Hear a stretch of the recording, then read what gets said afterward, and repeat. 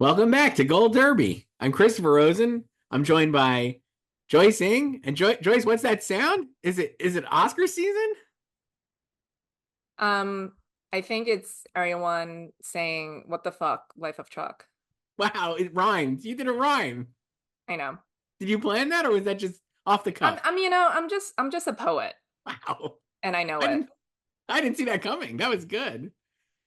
Joyce, when we last spoke, I don't know, I think we last did a real deep dive into this before the festivals. Yes. So now we're back full time. The Emmys are done. We did our early Emmy picks. Very excited about those. You can watch that right now. But now we're back full time into Oscars. TIFF happened. Life of Chuck wins the audience award, and it does no distribution. So who knows if it's even coming out this year? It's still as of Wednesday morning, September 18th, no distribution. Uh, I think people were that was a head scratcher, maybe Joyce for people. Well, it's the first winner in a while without a distributor. This whole year feels like we've Weird. talked about this as we've talked about this over the last like few months. We've done like Oscar discussions, but without like the brand names, Christopher Nolan, Martin Scorsese types. There's not a real front runner, and there's a lot of open space, so it feels like just a very flexible year. So that a movie wins TIFF without distribution maybe is not super surprising, especially based on the premieres that TIFF had, which always, as we know, helps in terms of the audience award. Yes, a WP, a world premiere, Yeah, Toronto. WP at Toronto. Mhm. That's a great way to win audience award. If you're not a And the WP, runners up, Emilia Perez, Anora, not WPs no. in Toronto. So we talk about Life of Chuck, I guess, a little, but there's really, I think I put it in for adapted screenplay, assuming it gets a distribution. I feel like it will eventually get picked up. Certainly, it seems like a crowd pleaser, right? Tearjerker. Yeah. Well, it's adapted from the Stephen King novella, Yes. obviously. And I feel like I've seen more usage of life affirming than Mm-hmm. crowd pleasing. Is life affirming the new crowd pleaser? Maybe that's a great question, Yeah. unanswerable, but maybe we'll figure it out this season. Is Mhm. life affirming? I'm gonna write this down. Is life affirming the new crowd pleaser? Someone should ask us that next week too. I should keep a list of questions that we want to figure out, and then figure out Yeah, is like life who's gonna be the villain this year? who's the Oscar villain, but how about like who's the heart and soul of the Heart and Soul campaign? Who will it be this year? Last year was Lily Gladstone, Runaway, the heart and soul of the movie. Um, I feel like there are several options, but no one fits it like a glove. Not yet. No. So in Life of Chuck, Joyce, you're going to be when that gets distributed. So like I said, I have it an adapted screenplay, mostly because we're assuming Amelia Perez will eventually be adapted screenplay because it's based on, even though it's an original screenplay, it is the idea of it was from a previously published work. Yes, and we know how much of a stickler the Oscars are about this. We saw it last year with Barbie, you'll recall. Yeah, that was very like regardless of what you think about Barbie and where it should be, it was just very clear that the Oscars were going to move it to adapted So we'll see before if even I'm premiered. assuming we're assuming Amelia eventually move into adapted. Uh, but for now, I've got Life of Chuck there. We're going to do our picks. I guess we'll go through all our picks here in a little bit. But yeah, I put Life of Chuck in there. I don't know if it gets in, if it gets a distributor. I guess would you immediately be like Best Picture prediction? No, Me neither. I mean, I think the lower tier of the top 10 in Best Picture very in flux. I was talking about So this yesterday with a friend, and there's like four spots it feels like that are open. yeah, so it's not out of the realm of possibility, obviously, but I don't know if I'll be rushing to put it in if someone picks it up and dates it for this year. So yeah, like you said, it's based on the Stephen King novella. Mike Flanagan, Mr. Stephen King, directed it and wrote it. Yes, with Hiddles, Tom Hiddleston, Yes. Mark Hamill. So once it Chuck won TIFF, a lot of people pushing for not pushing necessarily, but just suggesting Mark Hamill supporting actor nomination. Hiddles, despite playing the titular role, not in it a lot because there are multiple actors playing Chuck. If He has a lengthy dance sequence that he's talked about. it, it's a three, in the novella at least, which I didn't read, but I No, did. of course not. It's three I acts in reverse. Yes, it's three acts in reverse. You could read about this on the Wikipedia page, Joyce. So Hiddles plays the middle portion, I believe. Yes, and that's where the dance sequence is. Mark Hamill, I think, is in it throughout, but And maybe he has a speech. right. So he's maybe the Judd Hirsch of the Fablemans in Life of Chuck. But without a Paul Dano, really, unless you're gonna count Hiddles as a Paul Dano. Like he's like a lead who's really supporting. Like Right. if you're just going by screen time, really. Like the character of Chuck is a lead, but him as an actor with the limited screen time. I mean, you could still run him as lead, but probably, by all of our definitions, not an actual lead. So we'll see if this gets in. I agree with you. I'm not running to put it in my predictions, but I did put an adapted screenplay right at 5 for now because I was like, regardless of what I mean, who knows? But it feels like the type of thing that would be like, hey, let's give it like based on Mike Flanagan. I think has got generated a lot of goodwill over the years, certainly from his Netflix production. I know his stands maybe more so than like the general populace, right? But I still Yeah, his think fans are, gonna be eternally upset he got no Emmy nominations for his Netflix right. shows. So So I'm like, he could get in, but we'll see. Like I said, that category I think will be in flux, so we'll probably not have to put it in, but we'll see. Uh, I guess the well, other I one think that got I think distributed. people also try to bend over backwards to uh continue the streak of the winner getting an Oscar nomination, Yes, even if it's not Best Picture. yes. Now, not to conspiracy Chris this a little bit, Joyce. Based on how they've played at Telluride and Cannes, where they both won awards, and TIFF, had either Anora or Emilia Perez been a WP at TIFF, I think it would have been a no-brainer that they would have won the audience award at TIFF. Um, let's say they were both WPs in Toronto. Like, are we just gonna assume like because Amelia finished second over Anora, so are we just gonna say Amelia would have won? I do believe Emilia would have won. I think the Toronto crowd is generously what I would refer to as basics. Yeah, And I think it's the most Amelia basic of the fall fests. Amelia Perez is the basic pick. It's a hard movie. I think it's not polarized. I don't know. I thought there's some like David Ehrlich famously did not like it, Joyce. But most people I spoke to are either like absolutely in love with it or it appreciate the swing and enjoyed the movie. Yes, my read of all the reactions of it is that there are some issues with it, but people are willing to overlook it because like they're just along for the ride. I've seen it.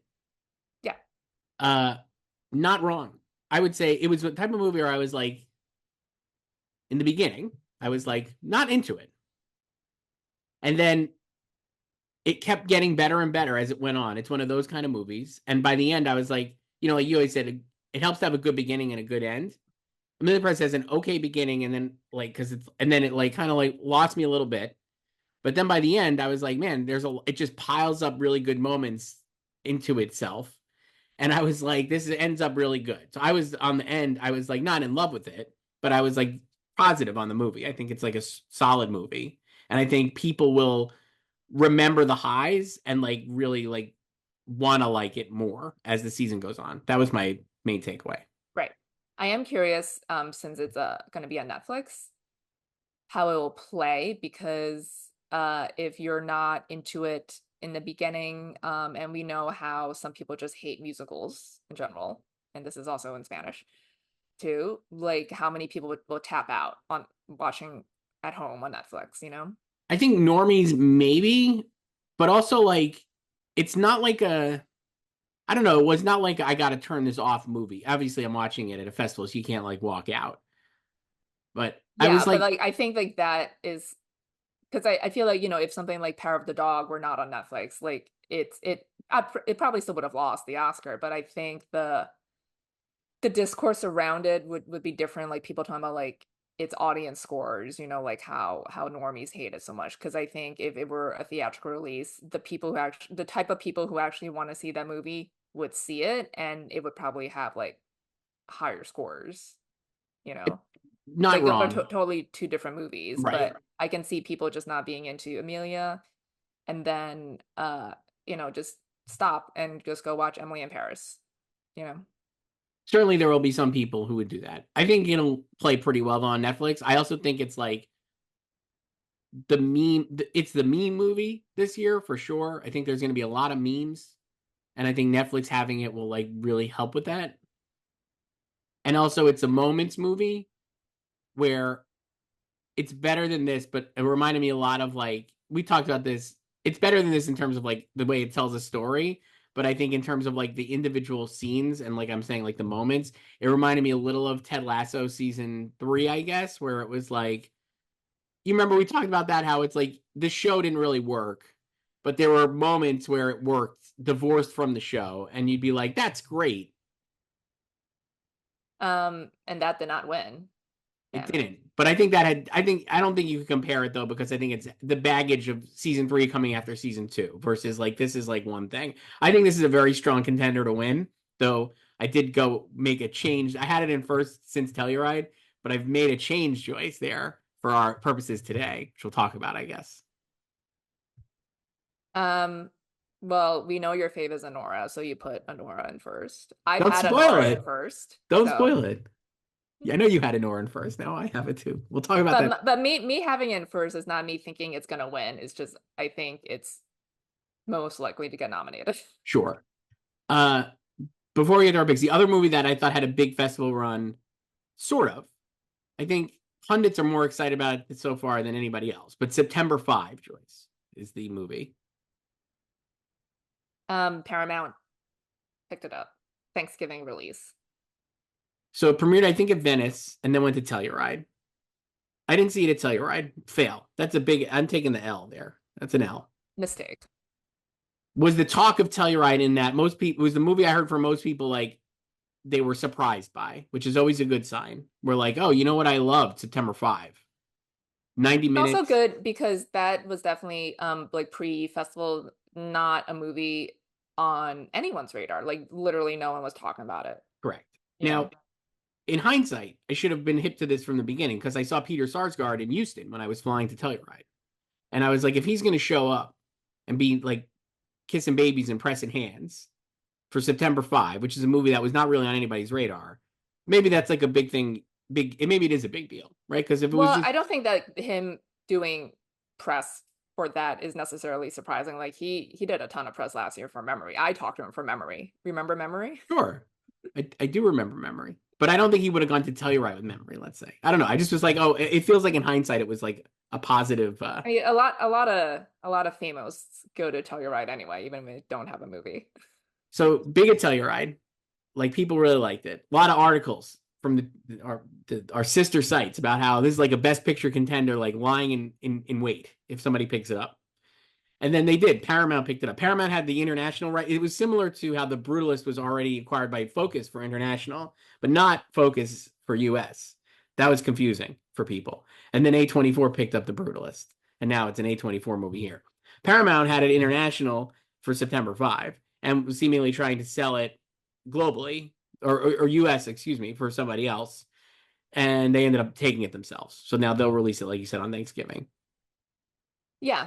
And it combines two of my favorite things, a journalism procedural and the Olympics. This is clearly going to be your favorite movie of Yeah. the year. It's like very on brand for me. Obviously, sight unseen, Joyce's favorite movie. Mhm. Peter Sarsgaard, I guess supporting, maybe lead. I don't actually know. I think people have like talked about him in both. Yeah, and John Magaro, like I can see them just doing Peter lead and John supporting. I think so. Ben Chaplin is the other actor. Peter Sarsgaard plays Like Rune Ben Arledge. and John supporting Yeah, maybe. and then so Peter Sarsgaard plays Rune Arledge. It's about the Olympics, Joyce, like you said. Uh, Munich 72, and told though from the perspective of the ABC network. sports team. Right. Yes. a cool thing. 90-minute movie. I've seen comparisons to like Spotlight and Argo. So Listen, journalism procedural. people love those movies. Both won Best Picture. So I'm like, this is like this one I was like, I'm putting in. I put this in Best Picture because I was like, I think based on this list, like you're saying, there's a lot of room. Not a lot locked in. Which we love. Yeah, we're not gonna have a PGA and Oscar matchup No. again this year. I will say that right now. And then so TIFF is over, and now we've got New York Film Festival coming up. And London Film Festival, I guess, too. Yeah, that's London is next month. Curious to see how some of these titles will play in New York. So the headline movies at New York are The Room Next Door, which won the Golden Lion at Venice Choice. Yes. 17-minute standing ovation. No. What on earth would you clap for 17 consecutive minutes? Absolutely nothing. There's nothing on earth I would even clap for 1 minute. Why would you even want to hear that? How do you not wrap it up? Like, that is almost an episode of a broadcast sitcom. A lot of times we'll do things for my daughter where we'll say this is going to be X number of Bluey episodes. A Bluey episode's 10 minutes long. That's almost, or even 8. That's like 2 Bluey. That's more than 2 Bluey episodes. Then we're into the credits of the next Bluey episode. Yeah, just standing there clapping for a goddamn movie. Come on. Why? Anyway, that won the Golden Lion. So people were maybe like excited about that. Though I have to say, haven't seen it yet. We'll see it at New York Film Festival, I assume. I didn't get the sense the reviews or the response was euphoric.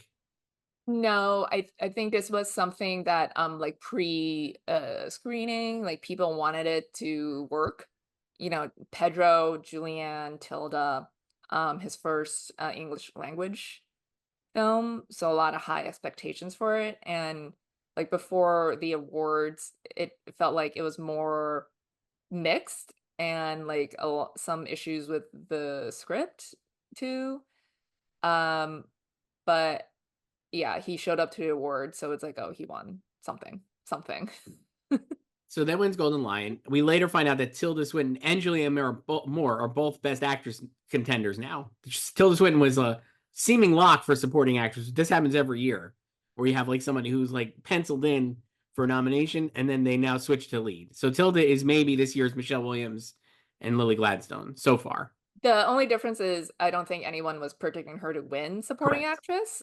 Like, you know, all of us for Michelle Williams and Lily Gladstone last year. And now, I don't know if she'll make it into Best Actress, even though that's not exactly a locked 5 either, you know? It's not a locked 5, but there are way more Best Actress contenders than there are Best Supporting Actress contenders. Yeah, it's kind of hard to fill out supporting actress without her now. Yeah. I also respect it. You know, I don't think it'll pull off the double noms, but I respect them for going for the double noms instead of doing category fraud. Haven't seen it yet, so I reserve the right to say maybe she should have been supporting, but I agree with you that it was like a good move. I also, frankly, it makes sense because, again, having not seen it, but we read things. I do know how to read. I am literate, even if I don't read books. Most of the reviews barely mentioned, the runs I read were like, it was all about Tilda, and Julianne Moore not as much. So I was like, no, I'm sure Julianne Moore's great in the movie, but I think you're walking out of that movie, it seems, being like, Tilda Swinton's amazing. And so it makes sense then that maybe that she's lead in that regard. And maybe even though they're both up for Best Actress, it's really only one of them that we would take incredibly seriously. Like I would say, like, now that they're both in lead, I would predict Tilda over Julianne. Correct.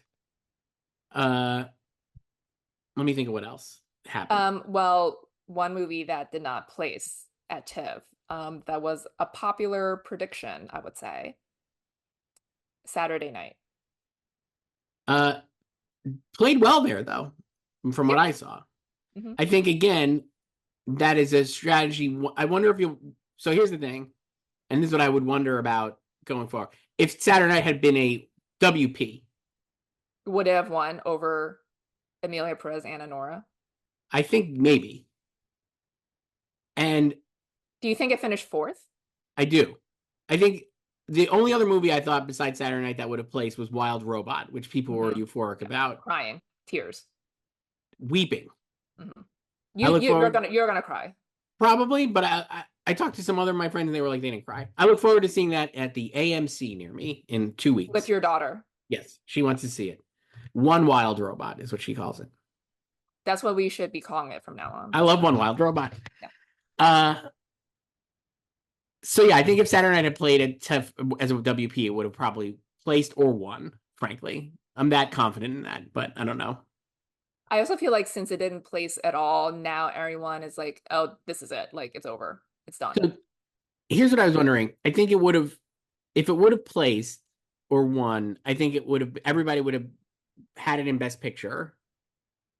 And then I think they Probably. would have laughed or wanted it anti-dicted because they don't like Jason Reitman, and a lot of people just don't like the idea of the movie, uh, in a bad faith way, in my opinion. Probably would have been very happy when it didn't get nominated in for Best Picture, and it would have broken the tip streak, and everybody would have been like, ah, like that's great. But like we've talked about this, I really liked it at Telluride. It played great at Telluride. It did seem to play really well at TIFF too, frankly. I know that like people are trying to say it didn't, but everything I saw about it at TIFF was like, it's great. And even people who I didn't think were going to like it seem to have liked it based on tweets. But I was like, does anybody outside of people who live in New York and LA care about Saturday Night Live? No. And so, in an academy that we know leans incredibly international now, why would Saturday Night get in over several other movies that maybe have more appeal to international voters? It would need to because it opens in a month, coinciding with the premiere of the 50th anniversary season. And I think it would need to be huge. It would have to make $100 million at the box office to me to be taken incredible. Like I just like I do think it'll be a SAG ensemble nominee because it's got a ton of people in it. They're all playing like real people. It's super accessible. It seems very SAG friendly, and like everyone in it is really good, and it is a true ensemble. So I was like, I do think it'll get in there. I guess it could get in at PGA if it makes a lot of money. Yeah, and that's more American, domestic, and they're more basic So it gets in at SAG than and Oscars. PGA. I don't think Jason Reitman will get in for DGA, No. and I think he could get in at WGA. Well, we're gonna have ineligible scripts too, so And then I have it in for a screenplay at the Oscars, and I think that's its best place for it. yeah, I had already had it in there, so I don't know if I'll drop it. I'll probably just keep it. I don't know. And I think there are aspects of it that will also be very strong contenders down the line. The score is John Baptiste. It's a great score. It's a score forward movie. The music is like constant. And so I think because it's John Baptiste and because it's very forward and obvious, he would probably be a top contender to get in. I think you can make a case that like editing and cinematography and production design and costume design would all be like potential in that like 5 to 10 range where maybe one of them gets in if some of the big contenders fall out there. So I think it's a competitive movie, but I just would be, I don't know, like because the Academy is so international, I would just be really surprised if it translated as well as it does to American audiences. So I don't know if it'll make it in, even if it won TIFF, I guess. Yeah, I think because even when like there are always movies like that where like it seems in play below the line, um, and then the voters just don't care about it at all. Right. Yeah. Um, any other big fest headlines, Joyce, before we move into our picks, I guess. Um, I don't know. I don't think so. Like we've talked about the Brutalist like before. So Um, so in terms of New York Film Festival, we said Room Next Door, One the Golden Lion is going to be there. Brutalist is going to be there. We're recording this on Wednesday, Joyce. We're seeing the Brutalist today. we're gonna be gone for like 10 hours. By the time you're watching this video, we might just be done watching The Brutalist on Thursday. Queer is playing in the New York Film Festival. Mhm. I've heard, and based on the reviews, pretty polarizing. Yeah. It's kind of funny after the premiere. The buzz has definitely tempered on it, Lone nominee Daniel Craig type buzz, and like maybe he doesn't even get in. I don't know. possibly. Uh, Blitz is at New York Film Festival after appears at the London Film Festival. And today, Wednesday, dropped the first poster. Mm-hmm. New trailer coming Interesting. tomorrow Yeah, trailer tomorrow, Thursday. So or today. yeah. Interesting poster. Yeah, what do you think? Elliot Heffernan, Flowers. flowers. Elliot Yeah. Heffernan, face. Saoirse Ronan face, serving a lot of face. This one, I'm like, I have no idea what to expect when we see it. There's been very little detail about it, but there was a story over the weekend in, I think, The Observer, um that revealed that it's about the Bethnal train station overcrowding in London in 43, that resulted in a death of, I think, 173 people. So that's the movie. So it could be good. Yeah. Um, what else is at New York Film Festival? Anything else here? Hard Truths is going to be here in New York Film Festival this year. That one, Yeah. pretty Like good responses. I would love to see Marianne Jean-Baptiste make it in. Still worried about Bleecker. very concerned, Yeah. but less so because it might just be that the movie is undeniable. Like it's good that there might be just enough passion for it for her likely to make it in, but we'll see. And then opening night is Nickel Boys, which premiered at Telluride and hasn't played anywhere since. Yeah.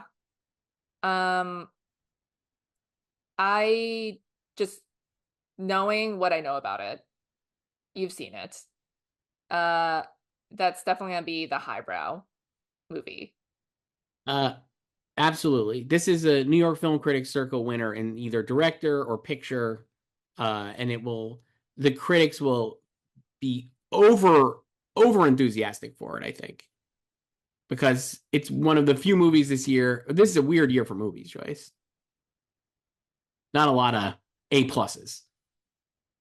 Everything I've seen so far is like, I think it's fine.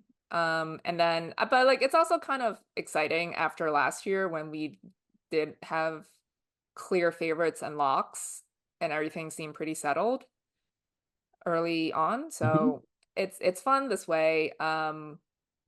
So it kind of reminds me, I mentioned this before, of like the drama series race or drama field at the Mhm. Emmys before Shogun moved. Yes. A lot of people were like tearing their hair out trying to like find contenders. I think this is what bothers people. Like they want to be able to predict, but they like having like obvious choices to predict, and they don't like it when it's difficult, even though that's where the fun is.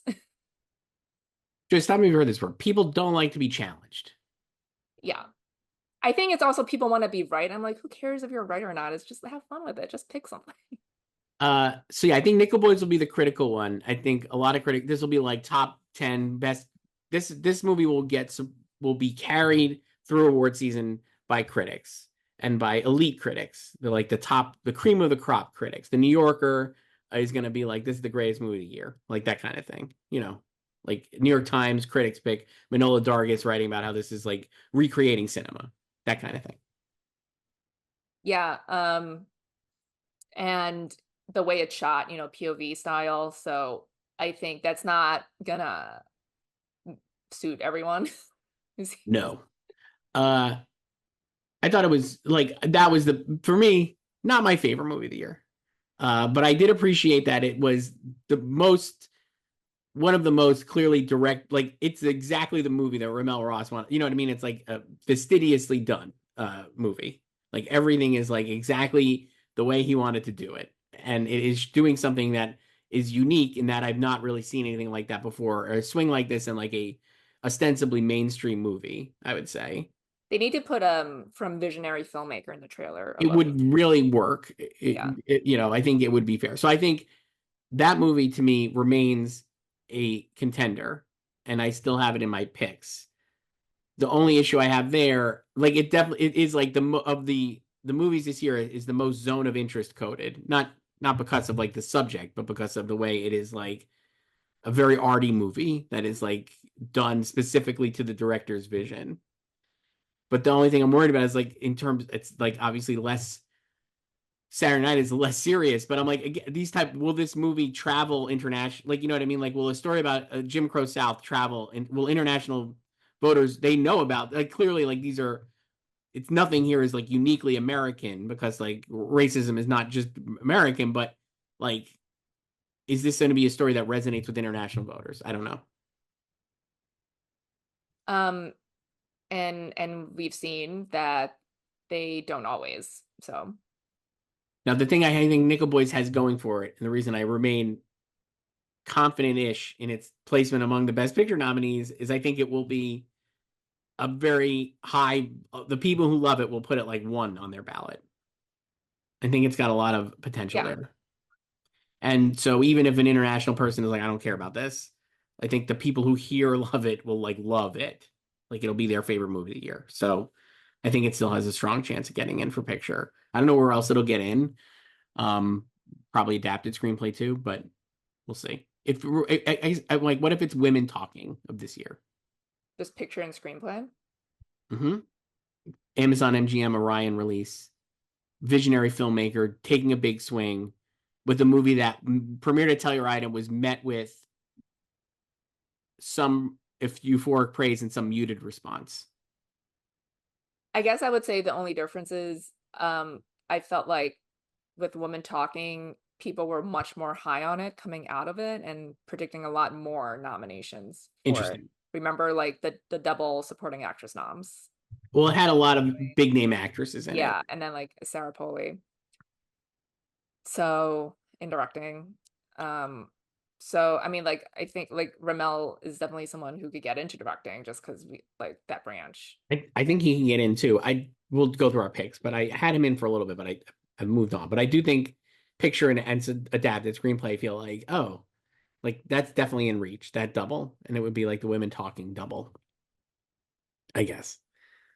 Uh let's do do you want to do our pick choice? You don't really update as much. I've like been moving stuff around, but Because you I've like got my picks. chaos. I And got then my picks. you like to put, as soon as you see something, put it right at the top, like she said. She said it was great. I It still was think that's a good great, but movie. I'm like, slow your horses. I'm always looking for the narrative and the edge. Anyway, here are my picks for Best Picture. Like I said, I had Emilia Perez in there, but I put Anora in first, Joyce. I love Anora. It's my favorite movie of the year. I think it's fantastic. Everybody I've seen who's talked about it and seen it loves it. It's playing great at these festivals, and it's playing great among like elite critic audiences and just like general TIFF basic audiences. So I have Anora in first. Emilia Perez, Conclave, which you saw and I saw. We can talk about that in a second. Sing Sing, The Brutalist, Dune Part 2, September 5. I'm sticking with Gladiator 2, Joyce. I haven't seen it. I'm hanging on. Blitz, I still have in, and Nickel Boys are my 10. Okay. I have Anora, Emilia, Conclave, The Brutalist, Dune, Sing Sing, Nickel Boys, Gladiator, Blitz, and I dropped A Complete Unknown for September 5. Wow, so we have the same 10. You and I already have the same 10. So that's the I was top like, I'll nine. just put something in that has been seen. Mhm. Because I mean, like, A Complete Unknown was a placeholder-ish anyways. Correct. So of these, the only one we both have that really hasn't been wide. Gladiator and Blitz are the only two movies that we have that have not really been seen, and Blitz will start being seen this week, Yes. basically. So, uh, Gladiator remains like the unicorn out there. The top 10 in the odds are Anora, Conclave, Emilia Perez, Sing Sing, Dune, Blitz, Brutalist, Nickel Boys, Gladiator 2, and A Complete Unknown, followed by Piano Lesson in 11th, Saturday Night in 12th, A Real Pain, The Room Next Door, a little movie called Joker, Folie à Deux, which is the first time we're mentioning it after 25 minutes. Is that coming out this year? I think so. It's Oh, supposed okay. to. Life of Chuck, Wicked, my fave, Wicked Part 1. September 5. I think as September 5 becomes more prominent, people obviously start predicting it. It just feels like a type of movie that would get in to me based on past history. Um, the Bru- the Brutalist is like strong bet to get in, certainly. And I guess we'll see if it's a win. Is it a possible win, Joyce? I mean, why not? I don't know what is winning this, which is again fun, unlike the last 2 years where we just had a very obvious front runner from the summer on for both. I mean, like Everything Everywhere, that was like it started in the spring because it premiered in the spring, but it just solidified as the year went on. And then obviously Oppenheimer last year. So, I mean, I just put Anora in first because I felt like that was just the safest. And yeah, like it's playing well everywhere. And Emilia also playing well, but I can see just like the anti-musical crowd not being all on board with it too. And then Conclave, I think that's like uh it's a silly movie. I wish it were sillier. I liked it, but I'm like I wanted it to be even more unserious. Possibly, we have a question about this later about the serious, unserious. I would just say this right now. We'll talk about more later. Possibly the best airplane movie of the year. Uh yeah, maybe. Uh, Good movie, and Yeah. I It's think it's it's very like I think like the middlebrow crowd would love it. this is the David O. Russell movie of the year to me in terms, you know, like American Hustle, you know, like Silver Linings, like when David O. Russell was like hanging up like 10 nominations on like a big mainstream, like crowd pleasing movie. That's this year. That's Conclave this year to me, where it just is like right down the middle, recommend it to your parents. People are going to see I it. mean, I didn't like those movies, so that's not the same thing for me, but Oh, for most people, it is though. I think that people like those movies. Uh, I think Conclave will do really well too at the box office. Not that that matters, but I think people will see this movie. uh yeah, and we'll have a variety of reactions to it if they don't know, if they haven't read the book. Or the Wikipedia page. We both still have Sing Sing represented. Uh Yeah. I still feel like that will so an A24 movie, we talked about this, really, really slow rollout. And I think after A24 picked up, well, the review, the double whammy of A24 having picked up both Queer and The Brutalist, I think has effed with people's mindsets about this. And it's like they're like Sing Sing is probably not A24's priority. That's like I think like the thinking now, you know. I think that's true. I think Sing Sing always had a cap on like it always had a max of like 4 nominations, right? Maybe 5. It was like a It's like a coda. breakout. So it's like it was always going to be in play for picture, actor, supporting actor, and screenplay, and then director and maybe like score and like much lower down though. And so something like The Brutalist could get like 10 nominations, right? We haven't even seen it yet, but I mean just from like reading the reviews of like it's like all the tech stuff that could be in play, and then Queer is Daniel Craig or bust maybe, but like. I think Sing Sing will still get in because I think when you talk to people who have seen it, it is their favorite movie of the Normies love it. Basics love it. absolutely their favorite movie of the year. So if That's it that's a that's like, a voting block. and So that's it. Like I'm like this is most a lot of people say this is their favorite movie of the year, yeah. and so that means to me it's like it's actually to me very safe to get in. I don't think it's gonna win. I think there were people who thought it would win. Maybe when we were doing these in July, June, but Yeah, I mean it was definitely in first, like months ago. Yes. Yeah, even then, like think I didn't think it was like an everything everywhere situation where that I mean that movie just had way more passion behind it. And a lot more buzz. And yeah, like you said, like the rollout for Sing Sing has been more quiet, and then it really like came and went in theatrically. Um I think they cut down on the theaters too that it was gonna be shown in. So I don't know. I'm sure it's obviously gonna pick up as the season goes along and everything. But yeah, I think there a lot of things just make it seem like there are like red flags with it, but I think it should still get in. So, but like maybe if you're thinking it was gonna win, Yeah. I mean, probably. again, this is all like there's a world where I met like in terms of like Coda thinking Coda. There's a world where this wins SAG and like people are so enthused by the response that it kind of snowballs into like a surprise comeback best picture win, right? Like the only problem is I feel like Emilia Perez this year, like Emilia Perez to me feels like it hits a lot of boxes where I think it could win SAG and people want to be with that It's cast. also on Netflix. It's on Netflix, so it's like a lot of people are going to see it and be exposed to it. And it's going to be the movie like we saw with like Everything Everywhere.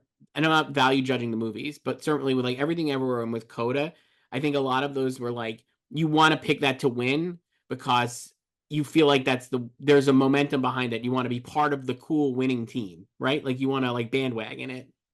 And Amelia Perez has got the most bandwagon potential to me of any of these movies this year, where it just wins like SAG ensemble and people are like, oh my God, like how do I not pick this? Because I don't want to, how do I not want to, I can't pick against this group. They're so great together. And Telluride, they were like, that cast is just amazing. A TIFF, it seemed like it was the same thing. Like they're like really great together. They're doing a great job of like already putting the four of them together. I don't know. Maybe I should go back to instead of Anora instead of picking my fave. What do you think, Joyce? Do whatever you want. All right, I'm gonna go back to Amelia Perez. Sorry, Anora. Still my fave. Uh, I don't know. Any other here before Dune 2? We're still hanging on. That should get in. Just there, big blockbuster. They're bringing it back, Joyce. We got an invite here. Join director, producer, writer Denis Villeneuve and stars Timothy Chalamet, Zendaya, and Austin Butler in New York on Saturday. Can't make it. I'm sorry, guys. I got a birthday party to go to, Yeah, but I would have gone. I know some people will see Dune 50,000 times probably again. I watched it. I rewatched it in August on my 4K Blu-ray, and you know what? Great movie. seen it once. Fine.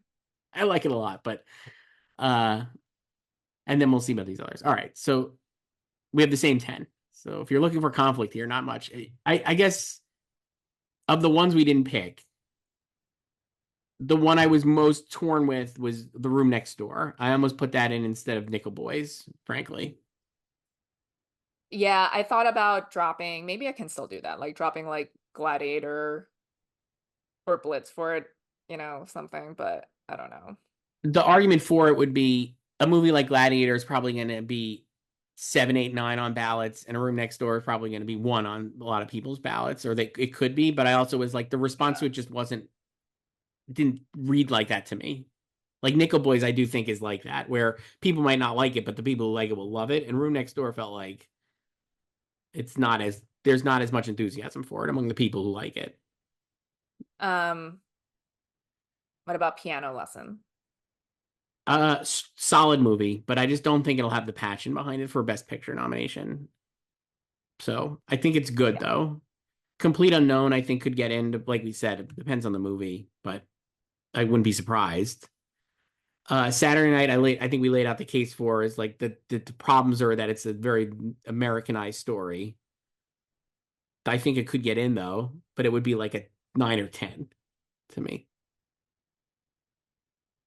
And now you're just completely off of Wicked. Well, no, I think Wicked.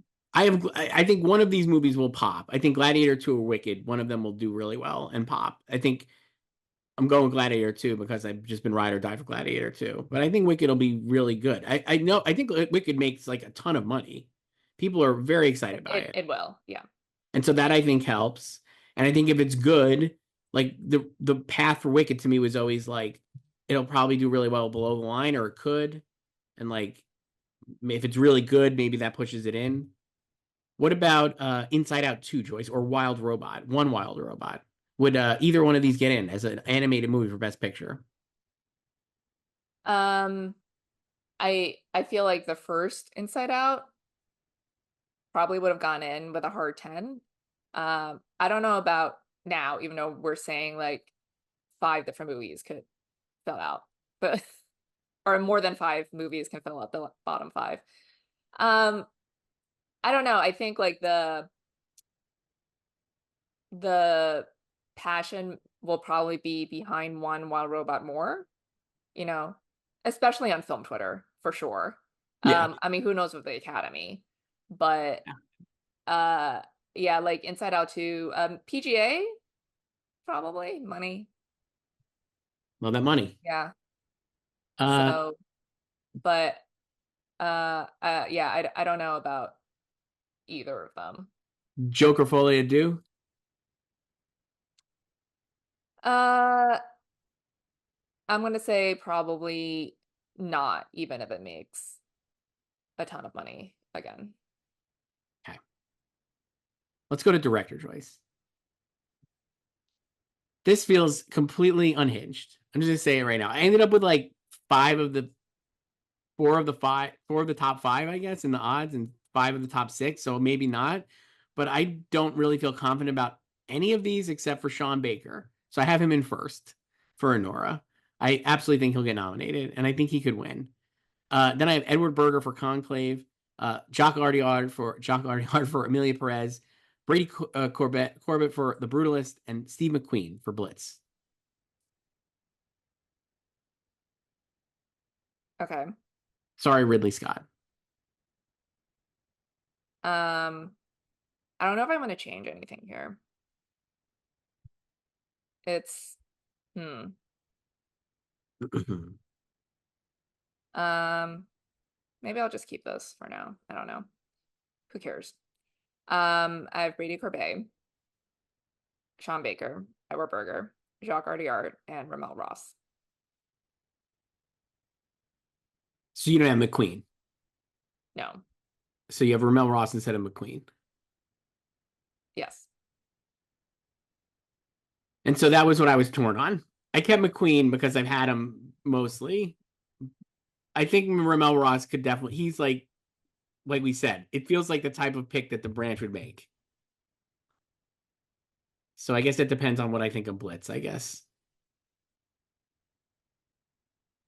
Yeah. I don't know what to do here. Like Steve is second in the odds, right? Yeah. So Yeah. in the past, recent history, we've been like, there's always like, who's the international guy that's going to get in? And this year, because of the way Cannes shook out and because of the way Nickel Boys is, I feel like the international guy is either like Ramel Ross or Sean Baker. Because I just think they're like, those are not like the mainstream. They're just not like the mainstream. You know what I mean? Like those, if those were made by international filmmakers, you'd be like, of course. Like if those, like the way they're styled and stuff, it just feels like much more of that kind of taste, I guess. So I think they could both get in. Like Edward Berger Conclave is like the most down the middle mainstream movie like you could possibly imagine. So I'm like, he'll get in, but I think it's like he's not like the international guy. And same with Emilia Perez too, with Jacques Audiard. I mean, like it's like it is like not. It could be polarized because of the musicals, but it's not like it's not a movie I would call challenging. Not as a negative, not saying that pejoratively. I just think it's like it is a really like a crime thriller musical, basically. You know what I mean? It's like that is like a easy, in theory, an easy sell. Like it's not as I don't know what. I mean, it could be Pedro. So So I thought of him too, and I almost put him in, but I think I more prefer Ramel Ross because it just feels like Does this matter to the brand choice? Do you think like it feels like again like it's something you haven't seen before or utilize to commit to the POV filmmaking for an entire movie to tell a story in that way? Like that is like I think directors will really appreciate that, right? You know what I mean? Like it's like it is a full commitment. That is it. Like they were like, this is how we're doing it. Yeah, like it's a style for sure, and it's like not that like it's never been done before, but it's just yeah, it's like the commitment to it and just like the audacity to do it too. I That's it. think I think like it'll probably also depend on how well Nickel Boys does too. Like the strength of Nickel Boys overall. So in terms of like that's what another reason. So like I have McQueen in fifth, and we'll see Blitz soon, and then maybe I'll move Ramel Ross in because that was like what I was stuck on. Everyone else, I feel like I said, Sean Baker, I feel like is really safe. Edward Berger for like this crowd pleaser, sure. I feel like he's like the most obvious DGA nominee too of this group, so like he'll get in. Jacques Audiard because Emilia Perez, I think, is like a top two best picture movie. And Brady Corbet because The Brutalist is like the director movie, right? Like that's like the Scorsese movie this year, basically, or whatever. You know what I mean? Like it's like that is the film bro It's movie. another vision. Like It's like, but he's like the PTA type spot, yeah. right? You know what I mean? And so then that last spot is like McQueen, Denis Villeneuve, Ramel Ross, like that type, that spot. And I was like, Ramel Ross could easily. I'm keeping McQueen there because I think he has that same reputation as like I think he has to be like leader in the clubhouse sight unseen. But yeah, I think that Ramel could really get in. So I don't know. And I think the critics will, like you said, like the how it does. Like he feels like that movie feels like very strongly like New York Film Critics or LA like those are like it will win something in those big critics groups and like that'll keep it in the conversation. I mean, I could also see the Brutalist just kind of steamrolling critics too. So if you're a New York Film Critics Circle, Brutalist Best Picture, Ramel Ross Best Director, that's what I picture, and they give Brady like screenplay or something too. So I have like a split here with picture and director, which I've always had because it just kind of felt like that even like, you know, 5 months ago. So I have Brady here in first. Like I can see him winning without Brutalist winning picture. And then I can see Sean winning screenplay.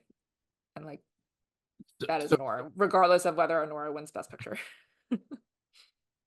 so right now, because I went back, I had Amelia Perez for. I'm just gonna say, let's just pretend I didn't have a Nora for 5 minutes. So I had Amelia Perez in my head. I was like, Amelia Perez is gonna win picture, one of the acting awards, and I think Anora would win director, one of the acting awards, and then they could both win screenplays because I think eventually Amelia Perez will be adapted, and then Anora would win best, I think, original screenplay as well.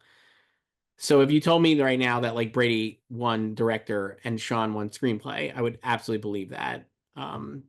But for now, I have Sean winning director, and I have Amelia Perez winning picture, and I have Brady in third behind Edward Berger. But maybe I'll move him up. I just think Edward Berger. I feel like he'll get in. Like, uh, people will respond to the movie. I think he should be fine. And I don't even think of it as a makeup nom for All Quiet. I don't think anyone is like the only people who remember that are like Oscar nerds and like film Twitter. I don't think Nobody the remembers it. Yeah. voter is like thinking about that. It's just like if they like Conclave, I think you'll just vote for him. Of all the movies, now Amelia Perez and Nora, I think will have a lot. Like we said, they're playing really well. They're playing better than you would think they're. I think they're playing like mainstream movies where maybe you would have thought they weren't mainstream, right? Possibly after Cannes or before Cannes. But the way they performed at TIFF and the way they even performed at Telluride, like one of the things I thought nobody cares about Telluride anymore. But I'll just say this, like in terms of both, really, but specifically with Nora, Telluride is like old white people crowd largely. So they're like you would think that while TIFF is like the Oscar bellwether because it's like the most broad mainstream with basics, Telluride too feels like it has a specific like Oscar vibe because of the crowd. And like a movie like Anora going into the fest, people were kind of like talking about how would it actually play well there because like Uncut Gems was like repellent to this crowd, like walkouts. And the fact that Anora played so well at Telluride, where it was like they were turning away hundreds of people. Same with Emilia Perez. Like hundreds of people did not get into these screenings because throughout the fest, it kept building. Like people were like, you got to see these. I feel like they're playing so well that they're not, they're also mainstream in the same way that like Conclave is. So, but I think Conclave is safe because it's got that like, it's just there. It's going to be, people are going to like, that's going to be like everyone's like consensus pick of like, you know what a good movie is? Conclave. I do wonder if you look at the recent director lineups, like there's usually a huge established name somehow. Like last year, Nolan, Marty, and then you had Steven Spielberg 2 years in a Mm-hmm. row. You know, you could also like PTA too, Kenneth Branagh, like Jane Campion. Those like even if like mainstream normies don't know who like Jane Campion is, but it's still like, you know, the industry knows these people and like they have Oscar history. Fincher, Quentin, Marty, Sam, and you know, Bong Joon-ho and Todd Phillips too, you know, and like Spike Lee, Yep. like Alfonso, Well, like Guillermo, you know, like the and A-list so directors. yeah, so like you could argue that helps like that name recognition and just that the established credentials help like Steve McQueen and Denis Villeneuve So I think it will help Steve. And I and think, Ridley, I guess. and Ridley. This is also why I kept Steve in. And this is why, like, while I do think of like Emilia Perez, number one best picture. Never in a doubt for me. Uh I could see John Cotillard just straight up missing here. And like, what if it's like Sean Baker, Edward Berger, Brady Corbet, Steve McQueen, and Ramel Ross or Ridley Scott? You know what I mean? Like there's not. It's interesting. Like when you watch Emilia, like it is like not. He's not the. Well, it's so clear like a Jock Audiard movie. It's like he's not like the main selling point, even in any of the reviews. The people who love it. So I could see actually him being like 4 or 5 on ballots, and maybe somebody pushes him out, like a Ramel Ross, and McQueen gets in anyway. Because like you're saying, being a name brand who has a movie that's good and that's a Best Picture nominee or contender really goes a long way to getting you into this lineup, probably. Um, yeah. Or like what if it's just Denis, even though like neither of us have him and he missed last time. I don't think if he got in, it would be a makeup either I don't think if he got in, it would be the makeup last either. time. I I love Dune 2. I really do. I love Dune 1 more. I don't know if that's like the popular opinion or not, but I do love Dune 2 more. And I just don't like there felt like there was more people still talking about Dune. This is all anecdotal and like whatever, but I'm like, it felt like Dune 1 was still very much in the conversation. Obviously, it came out at a different time. That probably helped because it came out, I think, in November, right? Or October. I think November. Um, I don't know. I just people still super excited about Dune Part Two. I think they saw it. Everybody really liked it, some more than others, but people were positive on the movie, and then they're moved on. And I'm like, I don't know if he's gonna. Can they bring it back? Maybe, but I don't know if he'll get in, and especially because they're gonna do another one. I don't even know if it's about it there being another movie there, but I think the release date is part of it because the first one came out in October, That was it. also on then HBO Max Yes. simultaneously, you know, annoyed a lot of people. But that's, you know, that's like at the during the heart of Oscar season. You know, I think it would be different if Dune Part 2 were coming out in a couple weeks now too. So it's like it already had its run in March, you know, so Mm-hmm. now obviously gotta revive it again and it wasn't like it was just a blockbuster that did well and then just like quieted down over the summer. So now they gotta pick it up for awards. And yeah, I think like the tenor of the conversation around it would be so different if we're just gearing up for the release of part 2 right now. And I think Denis would obviously be in more predictions Yeah. too. Well, he's fifth, I think, in the odds, but neither one of us have him. And I don't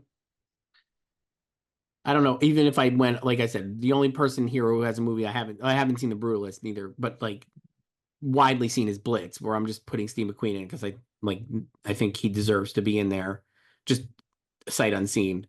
But even if that movie is not it, I still would probably go Ramel Ross or someone else than Denny. I would probably go Ridley before Denny Villeneuve too. Best actress choice. This is always fun. So here's what I got now. Uh, the Queen, Mikey Madison, future Oscar winner for Anora. Carla Sofia Gascon for Emilia Perez. Marion Jean Baptiste for Hard Truths. Volpe Cup winner, Nicole Kidman for Baby Girl. Love the Volpe Cup, Joyce. She deserves it. She deserves it. A very tough weekend. I was sad to see that her mom died when she won the Volpe Cup. But other than that, it was in creatively, she had Baby Girl and won Volpe Cup and the perfect couple coming out the same time. Again, like I said last week, get you someone who could do both. She is one of the true, amazing, remarkable actors of our lifetime. Absolutely one of the best. So Nicole Kidman for Baby Girl. And then someone I hadn't had in at all, Joyce, the whole year for months. I ignored her. And then after the TIFF premiere, I was like, Amy Adams, Night Bitch. I put her in. I'm back in on Amy Adams. So that's my Wow, 5. why are you copying me? That's my 5. I have Mikey, Carla, Nicole. I still have Angelina Jolie for Maria and Amy. So I zagged back to Amy after everyone dropped the trailer came out. It was a piece of junk. Nobody liked the trailer. People were really mad about it. And then it premiered at TIFF, and the response was actually really good, I thought, for the movie overall. I mean, people are just so reactive. I don't know why. Like, people have like such an issue with the trailer. I'm like, it's just a fucking trailer. And, It's and, like, and the reason I put her in is because I kept thinking of like Marty in The Departed. And I was like, Marty gave up trying to win an Oscar and put out The Departed, which is this mainstream fucking thriller, and people just loved it, and he got in and won. Now, I don't think Amy Adams is going to win because I think Emilia Perez and Anora are too strong, and Mikey Madison is undeniable, frankly, to me. But if not, I think you can make a strong case for Carlos Sofia Gascon for Emilia Perez. But I was like, there were articles, I think Vulture had one, it's like, we got to stop caring about Amy Adams, Oscar, right? And all these different things. And I think if that ends up being like the play where it's like, this is just a fun movie, like that was a lot of the reviews were like, hey, forget Oscars, but it's really fun. And she's having the fucking time of her life and she's so good in it. And I'm like, what if that actually is the play and she's not trying hard to win an Oscar and she just gets in because people really like the movie and it has something to say, I'm putting these things in quotes, about women today. And I just felt like it just feels like the kind of thing that will snowball and she'll actually possibly get in for a movie that people are like kind of goofing on and really out on before it premiered at TIFF.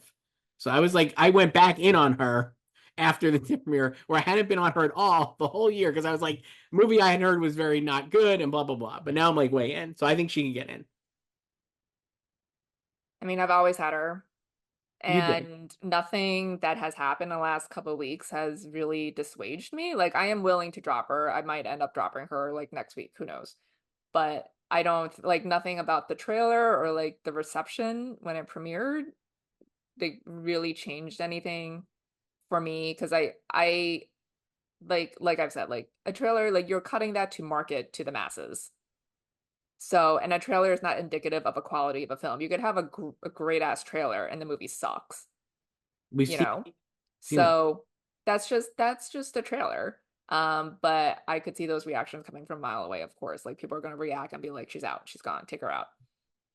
And then, I mean, I trust her and Marielle Heller. So not surprised by the reactions to the film. Like even like the more mixed responses to the film overall are, still praising Amy and her performance and everything. And also the state of the race this year. Like, I don't think she would be getting in last year, No, it probably. And it's just like this field is there are a lot of people in the field, but it's not really competitive. You know what I mean? It's like it's still kind of wobbly. Like, I think I have Mikey in first, not because I think she's gonna win, but I think because she's the safest. Like, her and Carla, I feel like, are the safest. And then um Nicole, I think she has like the Raves, like Volpe Cup, obviously great. And also I think the film sounds like it's playing well with people. And I think that was the concern before it was seen, that it's like an erotic thriller, but I think the reception has been overall good.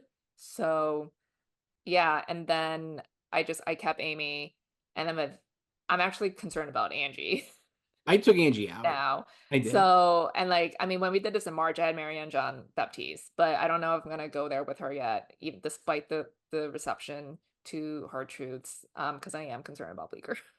I went with Ariane. I dropped Angie because I was like,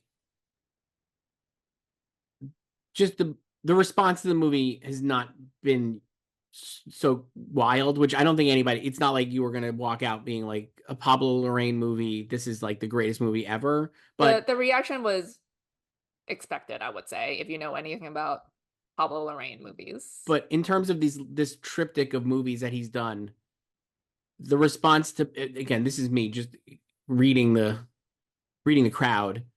There was a much bigger euphoria around Natalie Portman and Kristen Stewart. Even at Telluride, when I remember that lady behind me hated Spencer. Who could forget? But everybody was like, "Oh, Kristen Stewart's great," and I didn't get the sense. Angie got good reviews, certainly, but I didn't get the sense that they were over the top. And I was just like, I think a movie like Baby Girl and Night Bitch both have bigger, broader potential, and like those, I don't know. I just didn't think. I don't think, based on the response to Angie and the movie, I was like, I don't think. I think there's a real world where she doesn't get in. So I took her out. Marianne, I agree with you. Like we said, Bleecker Street is tough, but I was also like, okay, like probably a tough sell for SAG, right? Like Marianne Jean Baptiste not getting a SAG nomination, I would be pretty surprised, I guess, if she did. If she did, forget it. Like put her in for the Oscars, guarantee. But based on how SAG is and based on how they roll things out, I'm like, okay, so she won't get in at SAG, but she probably will get in at BAFTA. Like I put her pretty high up on my BAFTA picks, and I was like, I think there'll be enough support for her, even with Bleecker Street, that she gets in, because it seems like an undeniable kind of performance. Uh, yeah, I don't know. I mean, I could see her getting in. I once had Saoirse Ronan, and I took her out. We both So, took her out. I had her in first when they announced that I mean, Sony I Picture had her Classics in first for the outrun for like a week or so. name when the Sony Picture Classics picked it up, and then well, I've seen the movie. You've seen the movie, and it feels like the everyone I've spoken to, the movie's fine. She's great, and is that enough to get her in? When Sony also now has Tilda Swinton to campaign Sony Classics and Julianne Moore, and as a lone nominee, would she be stronger than Amy Adams or Nicole Kidman? I guess it's possible. Plus, we have Blitz hanging out there where we're like, is she lead or supporting? I don't know. I don't. I'm not convinced she's gonna get in either. It's a great performance. She's very good, as you would expect her to Fantastic. be. So Yeah, good. it's actually I mean, she plays a recovering alcoholic, and I think it is like the film, it's a conventional, like self-healing, like, recovering alcoholic type of film, but also not really. Like, it does take some swings in there that I liked. And I do like how it kind of captures like her finding the same highs, I guess, or like joy in, or like the release in sobriety, um that she found in like the numbness from alcohol, like that was like her safety net. And uh it it's a good movie, but yeah, I think she will probably end up being a lone nominee. I could see her probably being someone who kind of hits precursors and misses in the end too. So one thing You I have noticed, a leader in the clubhouse in terms of emails I've gotten, Outrun like way out in front. They're screening the hell out of the movie. Well, it's coming out soon too. I understand that, but like there are other movies coming out soon that I haven't gotten a single thing about. This movie, which is a small movie, has screened the hell out of it. So I feel like she could get in at SAG, let's say. Like I would not be surprised if she gets a SAG nomination. More like versus like Marianne G. Baptiste, who I would be just stunned if she got in at SAG. Um, so yeah, I think she'll hit some precursors, and I think she'll hit some regional critics groups too. But I just think there'll be stronger kind of performances out there, like or narratives maybe. Um, yeah, like I don't even know it's like a narrative for her because it'll be her fifth nomination. And but I don't know. And then obviously she could be lead for Blitz too. So We'll I don't see. know. We'll see. But um, Uh, yeah. Other people I just wanted to shout out, like you said, a lot of names, maybe not a lot of contenders. One person I think could really, I would not be surprised if this happens, and I do wonder if it's possible, is Demi Moore for The Substance choice. A lot of stands. The passion for this is absolutely off the charts. Uh, Played like Bonkers at Cannes, Bonkers at TIFF. I think it won the TIFF Midnight Madness Award. Yeah. Mubi is putting it out this week. Uh, yeah. I kind of feel like like the horror people, that crowd who love it, right? Like if you like that type of film. Um, but I think there are also a lot of people who hate horror and that type of film. So it's So grotesque body horror. yeah. I am so terrified to see this movie. I have to be straight up honest with you. I am like perusing the Wikipedia page has been like, in Google when it's like visited often when you Google something and it's like you keep visiting. I keep going to the Wikipedia page to see if I can spoil myself on like what kind of grotesque turns I'm gonna be having to watch. But it sounds like something I would really enjoy, other than the grotesque body horror, because I think it's like it seems like a really smart satire. And I love Demi Moore and I love Margaret Qualley. And I'm excited to see this through my fingers, basically, is what I'm trying to say. But I don't think, and I think what your point is like, the body horror is a tough sell, I think, especially for like older voters and squeamish voters. And so, like, I don't Imagine think the anonymous ballots about this movie. off the charts. So I'm like, I think she could get in, and I think she's a real contender. Because I think She will campaign. she will campaign. She's obviously got a great story. She's fucking Demi Moore. People love Demi Moore, and like the passion for it, the people who love it will absolutely love it. So put that together, and I think she's a strong contender to actually get in. I'm just not ready to pull the trigger yet. But I mean, like, it would be like awesome if Demi Moore got an Oscar nomination. Love Demi Moore. So I think she'd probably be like, if I was like, I would put her ahead to me of like Angie and Saoirse Ronan if I was gonna put someone else in. She would definitely get like number ones, I think, from like that pocket of Yes. So supporters. like I So would put her in over Angie, over Saoirse Ronan times two, over Tilda, and over Julianne, who are all ahead of her in the odds. But if it was me, I would put her probably sixth in my picks at the moment. um yeah. And then yeah, we talked about Tilda and Julianne. So I would love to see Tilda finally get her follow-up nomination since her win. Me too. Uh let's do best actor choice. This one should be a lot quicker because this is shaping up to be similar to the best actor race from a couple of years ago. I feel like. Do you have that sense? Where it just was like, here are the five guys. That's it. Sorry, Tom Cruise.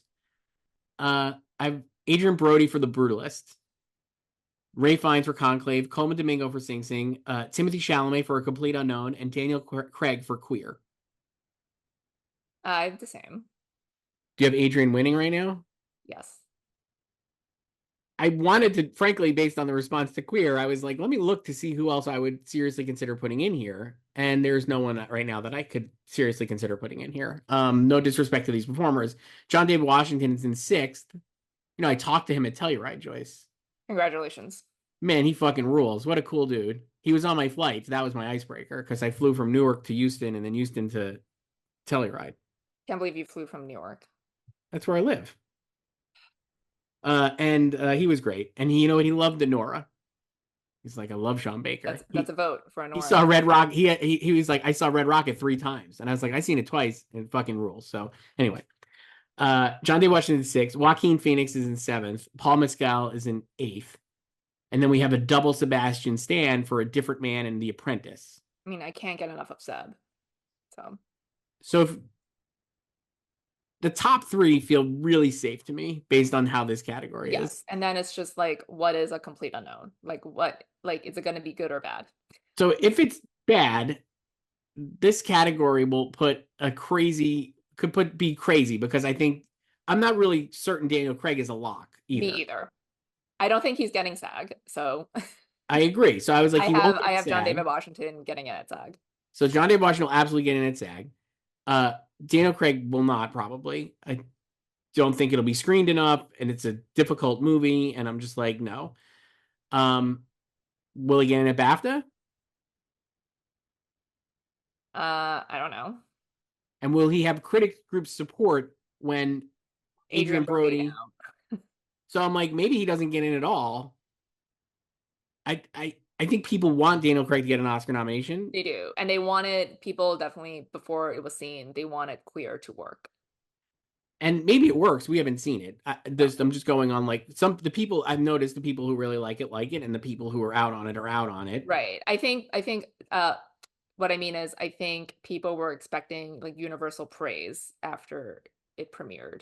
And that's not what it got. And I think it also, because of like everything I've read about it, and like, I mean, it's also Luca, you know how Luca is. And it's like, it's a very arty movie, and like, to say nothing of the material itself, I think it did kind of need that universal acclaim to boost its profile and make it like a must watch for people, but it got more of a mixed reception, that it doesn't feel undeniable. So yeah, all this is right. You're speaking great. All these you're dropping barbs. All these are right. So then if he doesn't get in, like, I would love John David Washington to get in. I love John David Washington, not just because I talked to him in real life. I think he's great. I love him as an actor. So it would be cool if he got in. I think Paul Mescal for Gladiator is like a true contender if the movie is good. I think Sebastian Stan actually could get in. I just don't know which movie he would actually pop for. We have a question about this later on in emails, Joyce. So about Sebastian Stan? Well, about The Apprentice and Sebastian Stan. Okay. We've both seen The Apprentice, I believe. Yes. And I haven't seen A Different Man yet, but I've heard great things about it. I haven't seen that yet either. It feels like because that's an A24, there's so many other A24 movies that they've unfortunately it's out this week. It is, and it just feels like it's kind of gotten lost in the shuffle. Yeah, but he won Berlin for it, so he already has hardware for it. The one name I wanted to cite, who I think could actually make especially as these guys drop off. Well, we're assuming, let's assume A Complete Unknown is not good for this argument. I hope it's great. I'm like so psyched for this movie. I want it to work. I love Timothée Chalamet. I'm like in on Bob Dylan. Let's go. It's not good. He's not in. Two guys I want to mention. Peter Sarsgaard for September 5, which could be supporting, could be lead. I don't know. I haven't seen it, like a schmuck. But if he's lead, it's a Best Picture contender. People think could win Best Picture, and people love Peter Sarsgaard. He could get in as a first-time nominee, I feel like.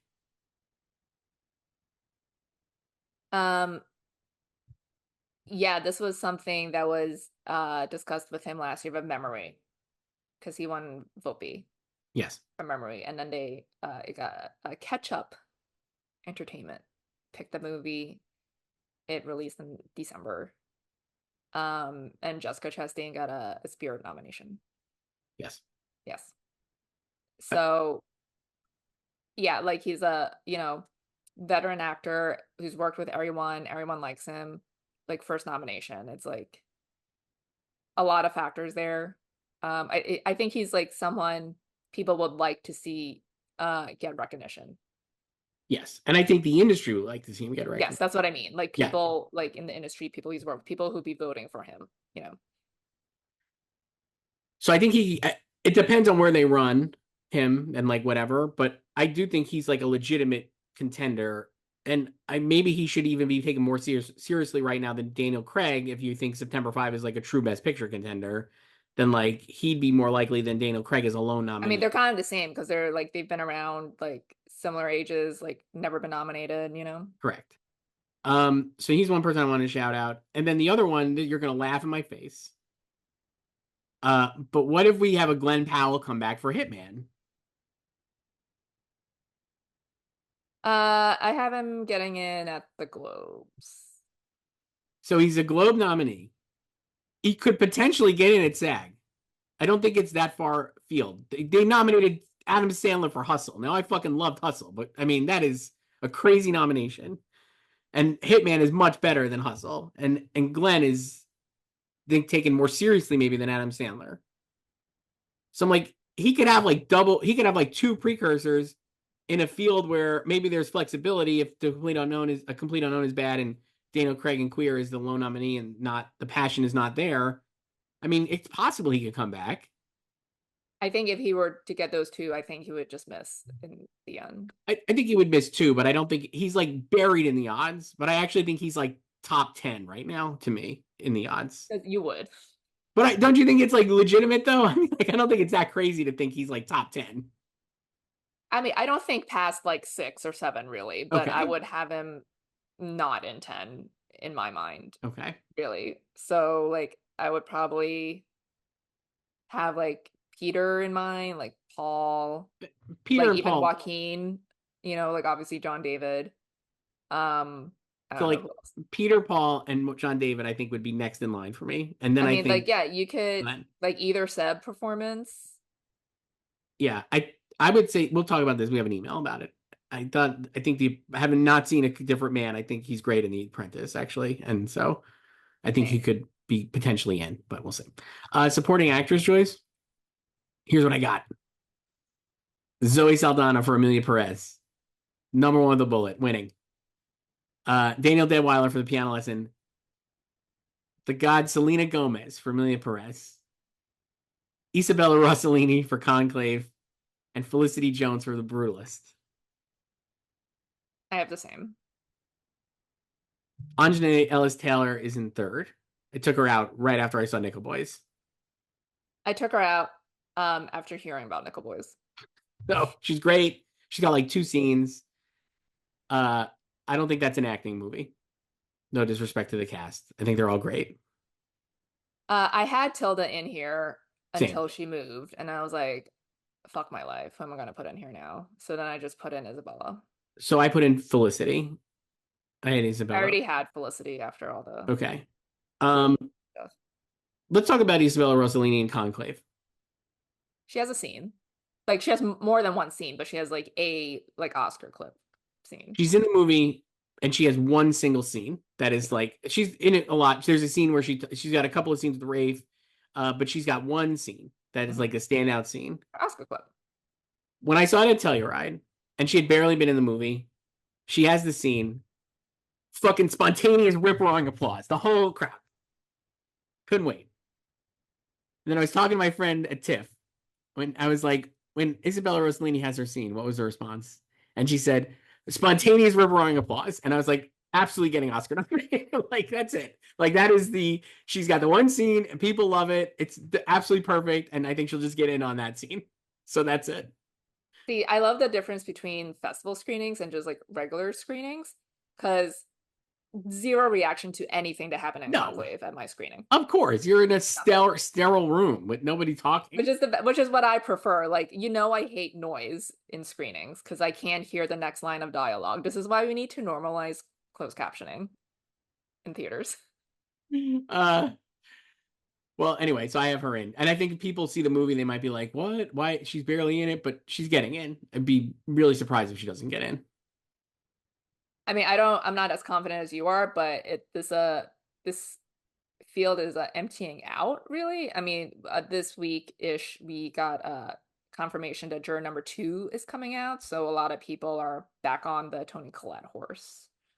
I've heard whisper that it's an audience movie, not an awards movie. I mean, like, when is it not? I cannot wait. This has got to be one of my number one most anticipated movies of the year.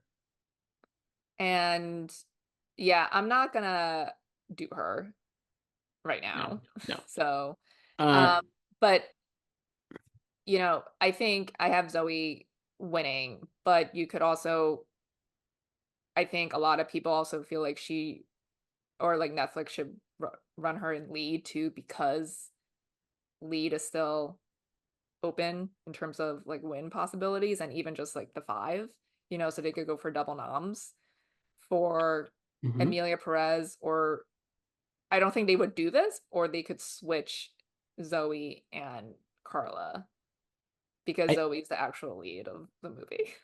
I don't think they would do that. I think Zoe is the lead of the movie, but I don't think it's like egregious to say Carl is also a co-lead. So I think it's okay to have her in lead. I think you could put Zoe in lead for sure. I think you could put Danielle in lead for sure as well. Um, and I think a lot of people Danielle Delwell is first in the odds, and I think that's going to be a very intriguing race because I think they'll both probably hit a lot of precursors, and I could see each of them winning stuff. Frankly, like I don't know, I think this one could go all the way down to Oscar night of who actually wins. I went with Zoe because I feel like Amelia Perez is the more likely Best Picture nominee and potential winner. Yeah, I think Zoe could just sweep, honestly. So, um, Felicity Jones, I put in. You did too. She's in the second half of The Brutalist after intermission. So if you leave before intermission, you're not even going to see her. Uh, yeah, but I'll be happy for her to get another nomination 10 years later.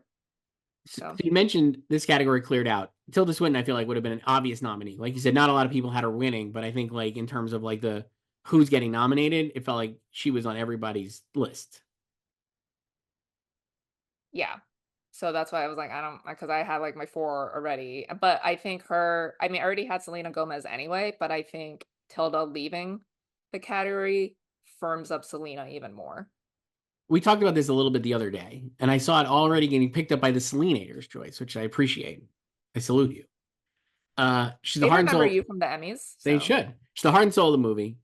She's got like maybe the one or two best scenes in the movie are her, and like the most emotional stuff in the movie she's part of, and she's awesome in it. So I think she's absolutely getting in. Like there's no doubt in my mind that I think she has the performance. Like she has the performance to get in. To me, she has the movie that will be probably a 9, 10, 11 Oscar nominee.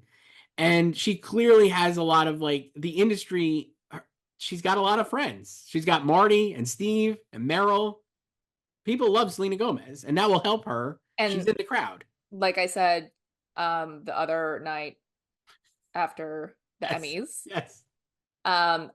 I think it's been like they're playing the long game here, and I think it's really cool in general, even if she like didn't have a movie coming out in Oscar conversation, for them to keep reminding people throughout the last couple months and on the Emmys show too that she just got her first Emmy nomination for acting. Like they Yes. just kept repeating that over and over again since July 17th, and I think that's really cool because it's like they're, I mean, obviously they're aware that like she was snubbed the past 2 years, but like normally I feel like for actors, maybe, I don't know, like maybe they think it's like uncouth to talk about, you don't talk about like past snubs or like you don't like bring it up, but like they're very open about it and like very proud that she finally got in this year. And the three of them were on the Tonight Show a couple weeks ago, or even last week probably. And just like completely unprompted, Steve Martin brought up Emilia Perez when talking about Selena. And during that same interview, they talked about her getting her first Emmy nomination for acting too. So like she has people already campaigning for her, lifting her up. Um, and I think she also, like, after the Emmys, like on Instagram, she storied a photo of Steve, Marty, Paul Rudd, and Eugene Levy. I'm like, this is her crowd now. Like, these are her peers.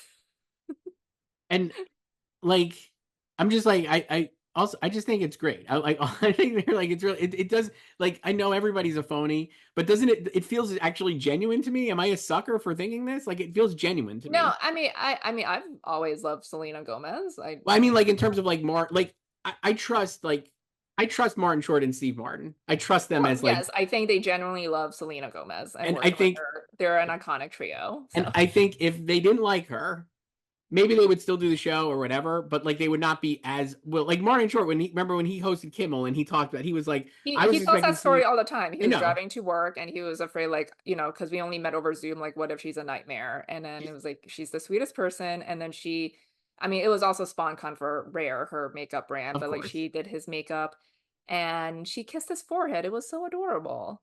And I was like, man, like he does not need to say that. And like I think he's like, I just think that like that all of that wrapped together to me feels like it's like definitely her year, and like I think she'll get in. She's And then already on the cover of Vanity Fair. it's great. Love that article too. Um, so we said like this category cleared out. Anjanae Ellis Taylor still in third. I think people will predict her. I just don't think that's gonna fly this year. I don't know. I guess we'll see. Toni Collette, like you mentioned. Lady Gaga for Joker Folie à Deux. Really enjoyed the tweet yesterday or maybe 2 days ago now, I don't know, whenever, from I believe it was Pop Base, that was like Selena Gomez, Lady Gaga, and Ariana Grande will run in supporting for the Academy Awards. I love when these like aggregation accounts tweet stuff like that. Great.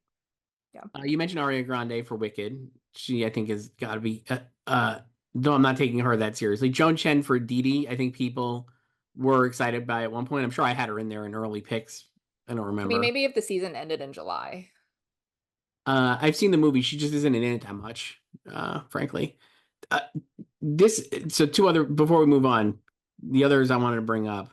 Well, Margaret Qualley for The Substance. I think there was a world where she also gets in with Demi, because I think people really loved her in The Substance too, but less so than Demi Moore, and obviously does not have the like veteran narrative that Demi Moore does. And then his three daughters, Natasha Lyonne and Carrie Coon, Joyce. That's on Netflix this week. Rude to Elizabeth Olsen. Well, she's just not in the odds, really. She's good in the movie, but I think the main takeaway for people are Carrie Coon and Natasha Lyonne. Uh, yeah, I mean, Netflix has a lot of ladies. It's tough with these. I don't know. It just feels like they're just it kind of got lost.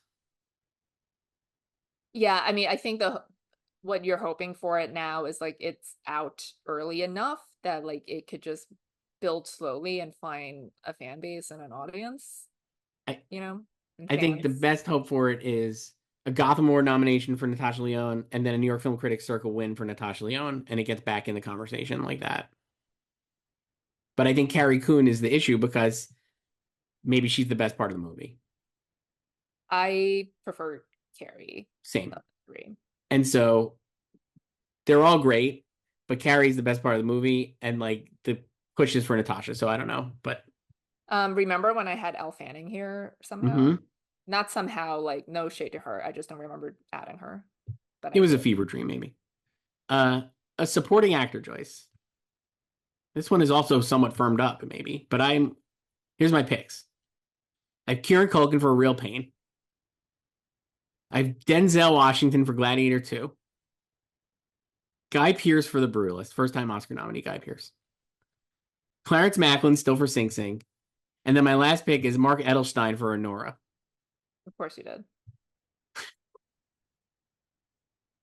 I have Kieran, Clarence, Guy, Denzel, and I guess I'll just keep Stanley Tucci for Conclave. This is just like the five I've had for a while.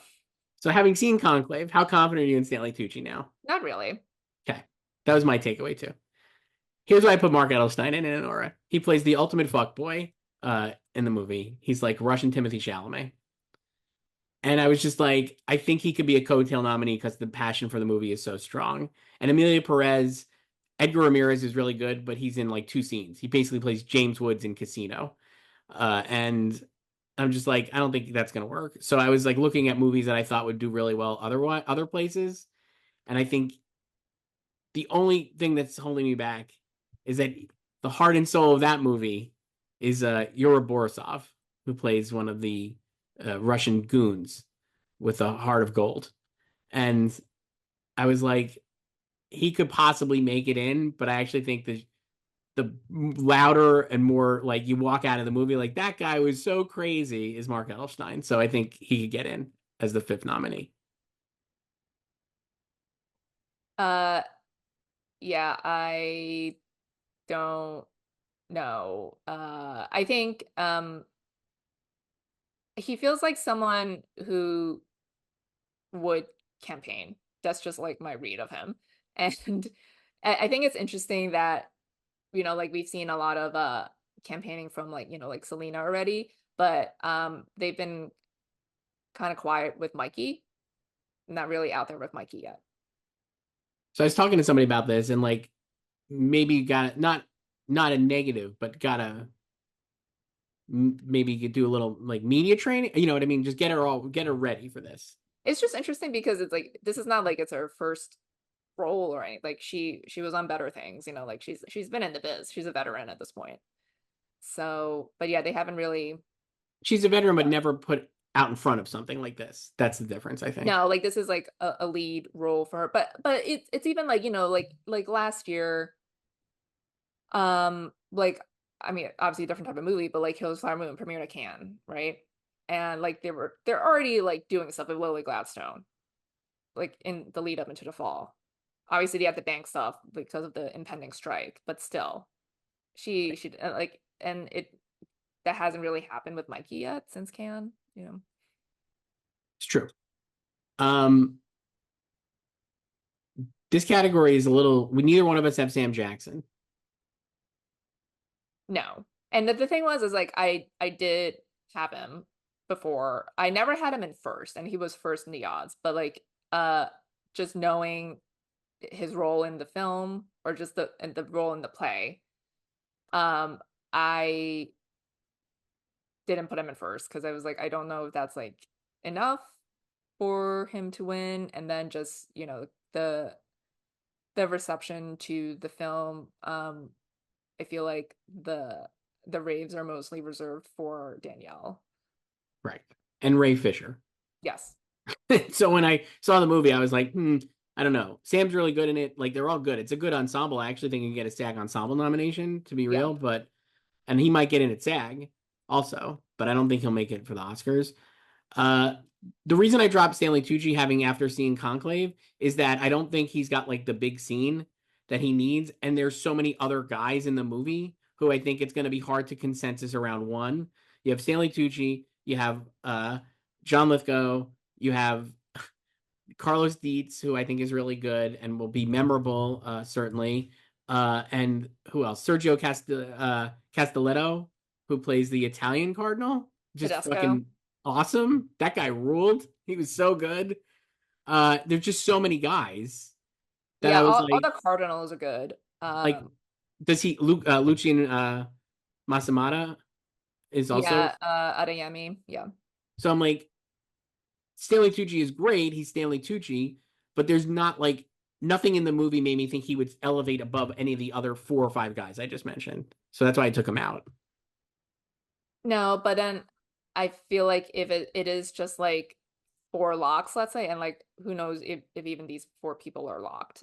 But and then there's just again kind of like apathy and no consensus for like the fifth. Like, and if they like Conclave enough, like why not? Well, yeah, I could So see that, but that's why I went Mark Elstein because I was like, I think Anora people are really gonna love, and I think that he's like the breakout character, even though he's not like the heart and soul of the movie. Edward Norton for a complete unknown hanging around. He's in seventh, I think, in the odds. I don't know. A complete unknown. I don't know. Harris Dickinson for Blitz, another unknown. Mark Hamill rocketed up for the life of Chuck. We talked about that earlier. Uh, Jeremy Strong for The Apprentice, Joyce. I really like him in The Apprentice. Fantastic performance. Mhm. I think in another world he would get in. He's still competitive, but I'm just not sure it'll make it in. He was on Colbert last night and did a bit. He asked Chat GPT to come up with a charming anecdote for him to tell on the show, and then he read it. And it was great because it's just, like people think he's so self-serious, and then it's like he does have a sense of humor. He's just serious about his work. And then he talked about the movie, obviously, and a deleted scene that he was like, I'm not sure if I should mention this, but he did anyway. I won't spoil it here, so you could go watch it yourself. Um, but yeah, I thought he was really great in it, and I guess it's just like I don't know what's gonna happen. I mean, the movie's gonna come out, but I don't know like how it will be received. Yeah. And yeah. Um, Other people I just want to shout out here. Drew Starkey for Queer, people are excited about, but I think the movie is, like we talked about, a challenge, so I'm not sure he'll make it in this time.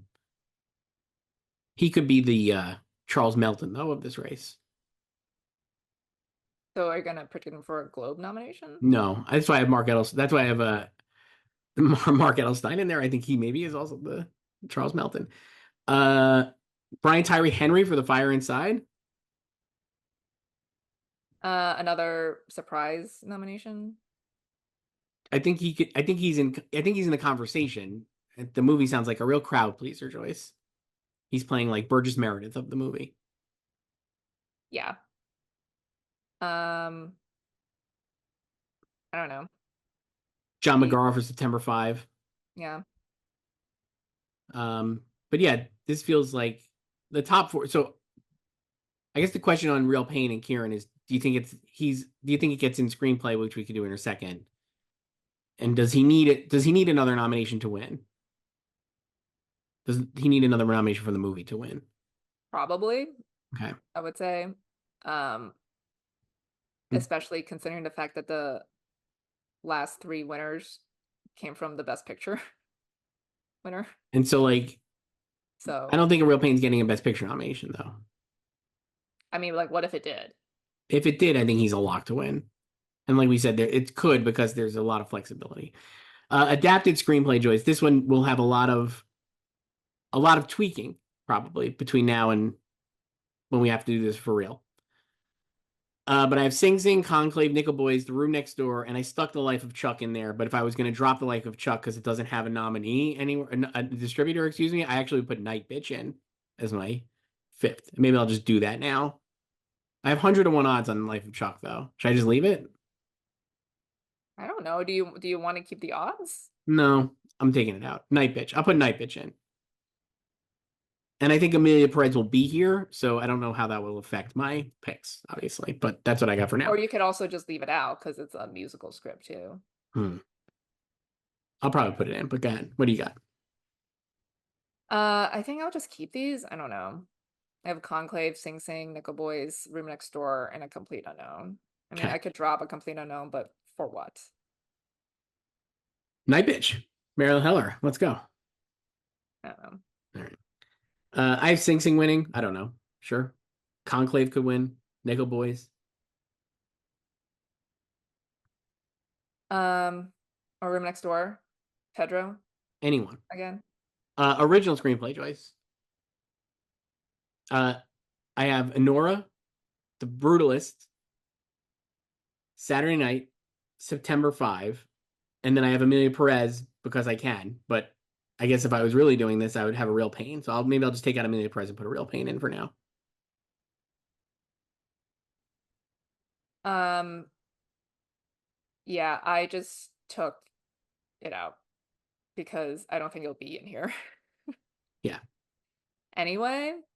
Um, so I have Anora, Brutalist, A Real Pain, Saturday Night, and Blitz.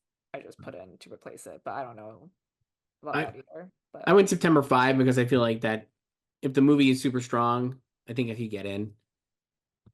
Blitz is second in the odds. um, yeah, heavily predicted in a lot of places. Not much else here. I don't know. I guess we'll see. And then we Um, could what? yeah, I mean, like Hard Truths is Yeah, here. Seed of Sacred Fig, which we haven't mentioned yet. no. People are really trying to push for a Challengers comeback. You know I'd love to see that. Freaking great movie. But I think if it got nominated, it would be here, but I don't think it's gonna get in. Its best chances are probably editing and score. So So and then we could do animated feature choice. I have One Wild Robot, great. Inside Out 2, Flow, Memoir of a Snail, and another movie I'll see probably 10 times this year, Moana 2. Wow. Which do you think she'll like more, Moana 2 or One Wild Robot, your daughter? Good question. Probably One Wild Robot. Interesting. Wow. I have One Wild Robot, Inside Out 2, Memoir of a Snail, Wallace and Gromit, Vengeance Most Foul, and Moana 2. So you kicked Flow to the curb. I did. It's an arty one, I think, right? About a cat. I haven't seen this one. Yeah, I don't know. I don't have room. I don't know. Because I was like, I feel like I should get Moana 2 in there. I mean, I think Moana 2 is going to be, other than Inside Out 2, the biggest hit here. Yes. And I think it's actually going to be good. What if it's good? I guess would be my thing. Mm. So why wouldn't it get in? Uh, Wallace and Gromit, good bet too. Maybe I'll copy you eventually, but for now I'll keep the two indie-ish movies in here. I just did Wallace and Gromit since the first one won. Yep. Smart. And it's a Netflix movie, so you know it'll be seen, I think. Piece by Piece, Joyce, the Pharrell Williams movie. I don't have that. Not my fave. Lord of the Rings, The War for Rohan. Rohan? Rower? How Are do you you say saying it? Roger? Roger? Roger? Lord of the Rings, The War of Roger. Lord of the Rings, Roger. Where's Jenna Maroney? I don't have that either. Okay. How about Transformers Tran 1? That's a lot of good ink. People love Transformers 1. Yeah. Haven't seen that one yet. How Maybe about your fave Despicable Me 4? good, but not Oscar worthy.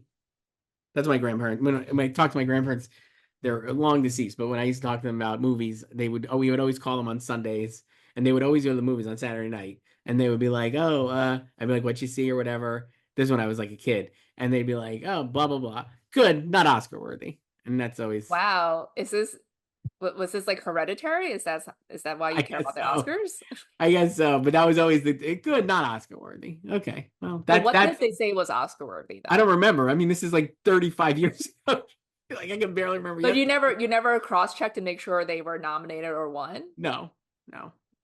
We didn't have the internet back then. I'm talking. Yeah, but you could watch the Well, Oscars. yeah, but I mean, come on. Good, not Oscar worthy. That's Despicable Me 4. And that's it, Joyce. Those are our picks post festivals. Sure. Now we have some email. Still have no idea what's going on, but it's fun. It's a great year. Mhm. We have a bunch of emails, Joyce. Email us at slugfest@goldderby.com. This one is from Tinashe. Hey, Joyce and Chris. Now on to the Oscars. This was sent after the Emmys. I have decided to be Muad'Dib and go through the different possibilities in the awards race as I see three parts. Number one, Denis Villeneuve, who through his most recent Vanity Fair interview has made clear the effort to clarify that Dune Messiah will be so different it cannot be considered a conclusion to a trilogy. And just like Nolan last year seems to, quote, really want it, is doing a TIFF double feature and a talk, and more with London Film Festival. The beloved cast will support too and bring people to campaign events. Dune 2 seems large enough with craps to win him director. Brady Corbet, a more bold and assertive persona, a bit like Tarantino, can help endear him to voters, and his use of 70mm VistaVision under a $10 million budget can be perceived hyperbolically as, quote, a last stand for cinema. And number three, Sean Baker, The least likely, though parallels can be made with Bong Joon-ho, and is more likely to be rewarded in Best Original Screenplay instead, particularly because Anora is not really a big crass film. I'm curious what you think of my visions because I can see a way through most clearly for Denis. Enjoying my Anora autumn. That's from Tinashe. The need to win. Yes. We don't even have him in. So sorry to I, that man. I mean, I can see him getting in. I don't know if he would win. I if he were to win, I think it would be because there's a lot of apathy to a lot of the other contenders. No disrespect. Yeah. So yeah, Okay. I don't know. The other ones, sure. I don't know. There's not like a perfect comp for any of them, I don't think. So I guess my thing with Brady winning, I'd be surprised, is because the branch is so clubby and I kind mean, of we were saying this about the Daniels. yeah, but the Daniels had like in terms of win, like the everything everywhere was like this broad mainstream best picture winner. I don't think the Brutalist is going to be that. No disrespect to the movie. Emilia Perez is that movie or Anora. Like that's why I think Sean could actually win director. I feel like he's more like the Daniels. Brady, I'm like, well, they even let him in because they're so clubby and adversarial. I mean, I think if this was like with Vox Lux, no. But I think with the Brutalist and how it's landing and yeah, like 70 mil and everything, and just like again, the vision, like visionary filmmaker, Brady Corbet. Right. A lot of Like visionaries this year. yeah. Um and yeah, he made it under 10 million. He gave that very emotional answer to THR that went viral a couple of days ago, about just how difficult it is to make movies, you know, and getting the financing to make movies and like the way you want it and everything. And like this movie took him and his wife 7 years to make. So I think it's more like The Brutalist feels like the type of movie that like would welcome him into the club, and they wouldn't have an issue rewarding him. Okay. This So one's from Gabriel. Email at slugfest@goldriver.com. You'll recall Gabriel had to email us multiple times after the Emmys choice. yes. Hi, Joyce and Chris. It only took me 2 years to get the hang of predicting the Oscars, but I've accepted that I will never know what the hell I'm doing with the Emmys. That's actually great because award shows nowadays are so copy paste and we need more flip the table upsets like Hacks beating the Bear. I've been so busy following the Emmys that I haven't really been paying attention to what was going on at TIFF. And now the life of Chuck has seemingly kicked down the door and entered the Oscar race, and I'm at a loss as to what to do.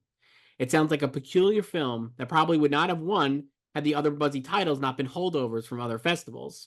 Do you think this could be a Holdovers. year when the People's Choice winner doesn't make that big of a splash at the Oscars? Do you think Julianne Moore and Tilda Swinton both going lead for The Room Next Door kills both their chances? The category is still pretty flexible, but I feel like at best one of them would make it in. When is the last time a film got 2 nominations in one lead category? And finally, will either of you be participating in Vulture's Movie Fantasy League this year? It's a lot of fun, and the best part is you don't have to do anything once you draft your team besides watch the points roll in. Thanks for reading, and I hope my cocky statement about my Oscar predictions doesn't come back to bite me in the ass. That's from Gabriel. Wow. I am not participating. I am, and I did it under You the would gold. win. The team is Gold Derby Show, so follow along as I win, hopefully. Um, so the last double noms in Best Actress was Thelma and Louise. We've talked about this. Yes. I think we talked about this earlier, moments if you were watching this an hour ago, but I think Tilda going lead is a sign to me that Julianne is not a super strong contender for lead for this movie. Yeah, and I don't think they would both get in. And so while I think Tilda had a better shot of getting in supporting actress, I think this is like an admission, maybe tacitly, that like she's the strongest aspect of the movie, and she would being in the same category as Julianne would not hurt her odds of getting in. Yeah. So like it Um, doesn't kill their chances, but I think it's just no. like I mean, I guess you might say it's more likely that neither of them gets in. Yes. But I don't think it kills their chances. Yes. And Life of Chuck. Yeah, I don't know if it would have won had these other movies premiered TIFF. Yeah, like yeah, we talked about this earlier. But you know what? I'm glad it did because it just fucked with everyone. So So great. yeah. This is from our old pal David L. Joyce. How long is it? Pretty long. Wow. I'll So do proud my of him. best. Shocking. It's so long. Hi, Joyce and Chris. It's earliest adopter and predictor of The Brutalist, David L. To be fair, David L. was talking about this movie long before we mentioned it, at A least on month the ago. show. Yeah. First off, to celebrate the official start of Oscar season, happy 25th anniversary to the iconic masterpiece, American Beauty. Chris saying it now sucks is just as hilarious as Bill Simmons saying Die Hard is not a Christmas movie. Trust me, you don't want to keep living in denial and die on that hill, Chris. Let me pause here before I get to the next 3 paragraphs. Joyce, American Beauty was one of my favorite movies ever when I saw it in 1999, and I've watched it dozens of times. I've seen it countless times. And I rewatched it a few years ago. And it just is impossible. Like, I love separating the art from the artist, but it is a real tough one to do with, I think. And I don't think it's bad. It's just to me like a movie that as I've gotten older, I don't think works as well because I think it has a very it has a young person's view of the world that while Kevin Spacey is playing like a man in midlife crisis, I think he's so emotionally stunted that he really spoke to me as a 21-year-old. But as a 46-year-old, I'm like, this guy sucks. And like, it just doesn't work as well for me. So I don't think it's as good. I'm sorry. Like, I love this movie. It's one of my favorite movies it would have been if you asked me like 12 years ago, 10, 15 years ago. Probably would have mentioned it among my faves, but it's not anymore. I've just outgrown it. And I think the real world aspect of the movie too makes it a little icky. That's my take. I mean, I have no horse in this race. I don't Okay. care. I don't care about this movie at all. So My first question is why do you both and many experts have his 3 daughters getting no acting nominations? I've seen it now 3 times in the theater, and it is such an engaging three watch times. Oh my gosh. with the great acting showcase. I think they'll run Natasha Lyonne in lead because she's definitely got the most screen time, and most scenes are of her, and she's listed first in the credits, so it'll be best strategy for them to get her in. Since the movie has a 99% on Rotten Tomatoes and an 84 on Metacritic, I could see all 3 of them getting dozens of critic citations, and more than Emilia Perez, which probably won't get which won't be a highbrow critic's pick. I've seen a screening of Emilia Perez, and Selena Gomez really doesn't have that much to do in it throughout, and I think Zoe Saldana will have a stronger chance because she's obviously the lead with a good role as the defense lawyer. It's clear category fraud, but she's gotten all the great reviews, whereas Selena hasn't gotten that many. I disagree, .gif, but I think we talked about this about Selena. I'm not in the same group with David Ehrlich of IndieWire when he says the movie doesn't work. It's a huge swing and miss, and it doesn't make good use of the story. Is it just me, or is Emilia Perez giving off huge color purple vibes? It's a film with its heart in the right place, but I'm not convinced about getting into Best Picture until I see it make NBR or AFI top 10 lists. My last question is Joyce. Why do you keep repeatedly calling Bennett Miller? Joyce, he's coming for you here. Okay. Why do you keep calling Bennett Miller a lone nominee for Foxcatcher when the movie got 5 total nominations? It was nominated for Best Actor, Best Supporting Actor, No, because it didn't get into Best Picture. That's what it means. and Makeup, and it got into BGA. So it was clearly 9th place for Best Picture. Bennett Miller was not a lone nominee like David Lynch or Blue Velvet. I'm seeing Joker Folie Adu at a screening next week, and I'll be back next week to give you my take on the movie before you both see it. I feel the mixed response from critics is already expected, and since the field is wide open, it's still going to get the Avatar sequel slot in Best Picture because the first one was so beloved in the industry and they gave it 11 nominations. Also, you know who's one of the biggest Joker stands? Our favorite Hacks actor who was robbed of the Emmy the other night, Hannah Einbinder, so I wouldn't write it off just yet. Does David O have a letterbox? He does, I think. Do you follow each other? He follows me, I think. Can't wait for his review of Joker next week. A lot of stuff here. He's talking. David L in the comments of the YouTube Joyce had mentioned this color purple thing. And he's seen both these movies. Because he said he saw Emilia Perez. I'm like, that does not track at all to me. It feels like Everything Everywhere is the Emilia Perez comp, not color purple. Wicked is the color purple comp. I don't know. It feels like a Well, clear Best I Picture would nominee. say that, like, I mean, Emilia Perez isn't out yet for the public, but no one cared about The Color Purple when it came out. Yes. I So, I just don't think that's a great comp to me. And I think it's clearly a Best Picture nominee.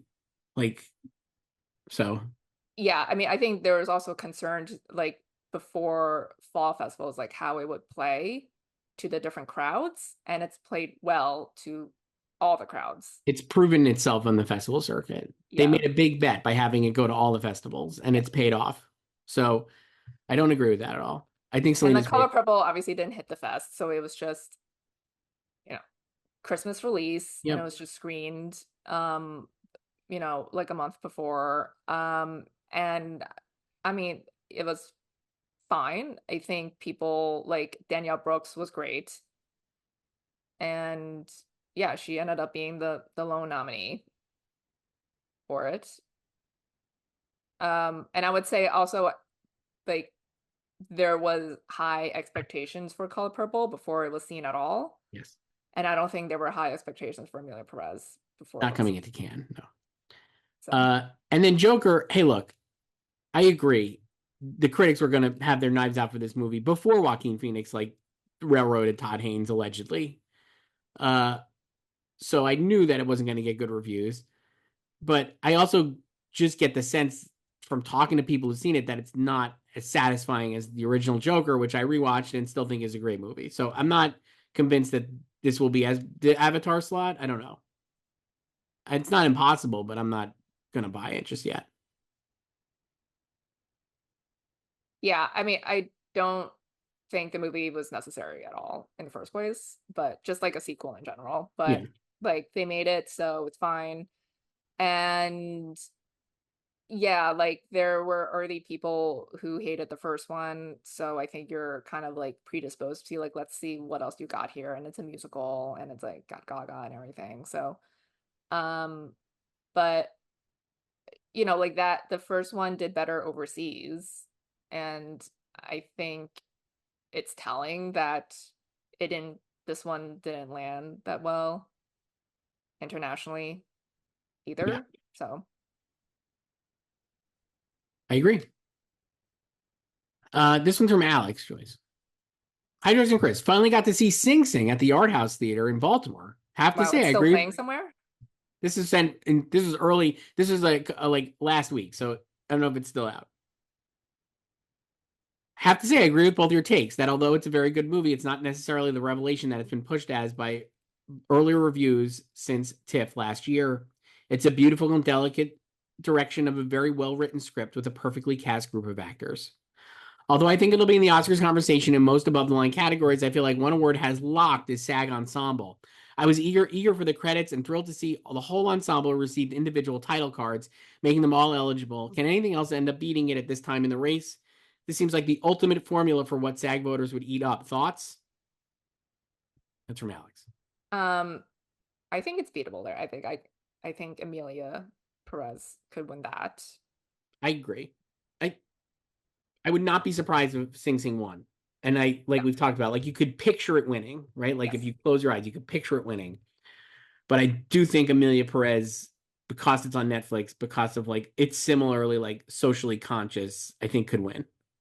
And I think people really like the actresses will be pretty widely embraced. And I think Saturday Night won't win, but I think it'll get nominated.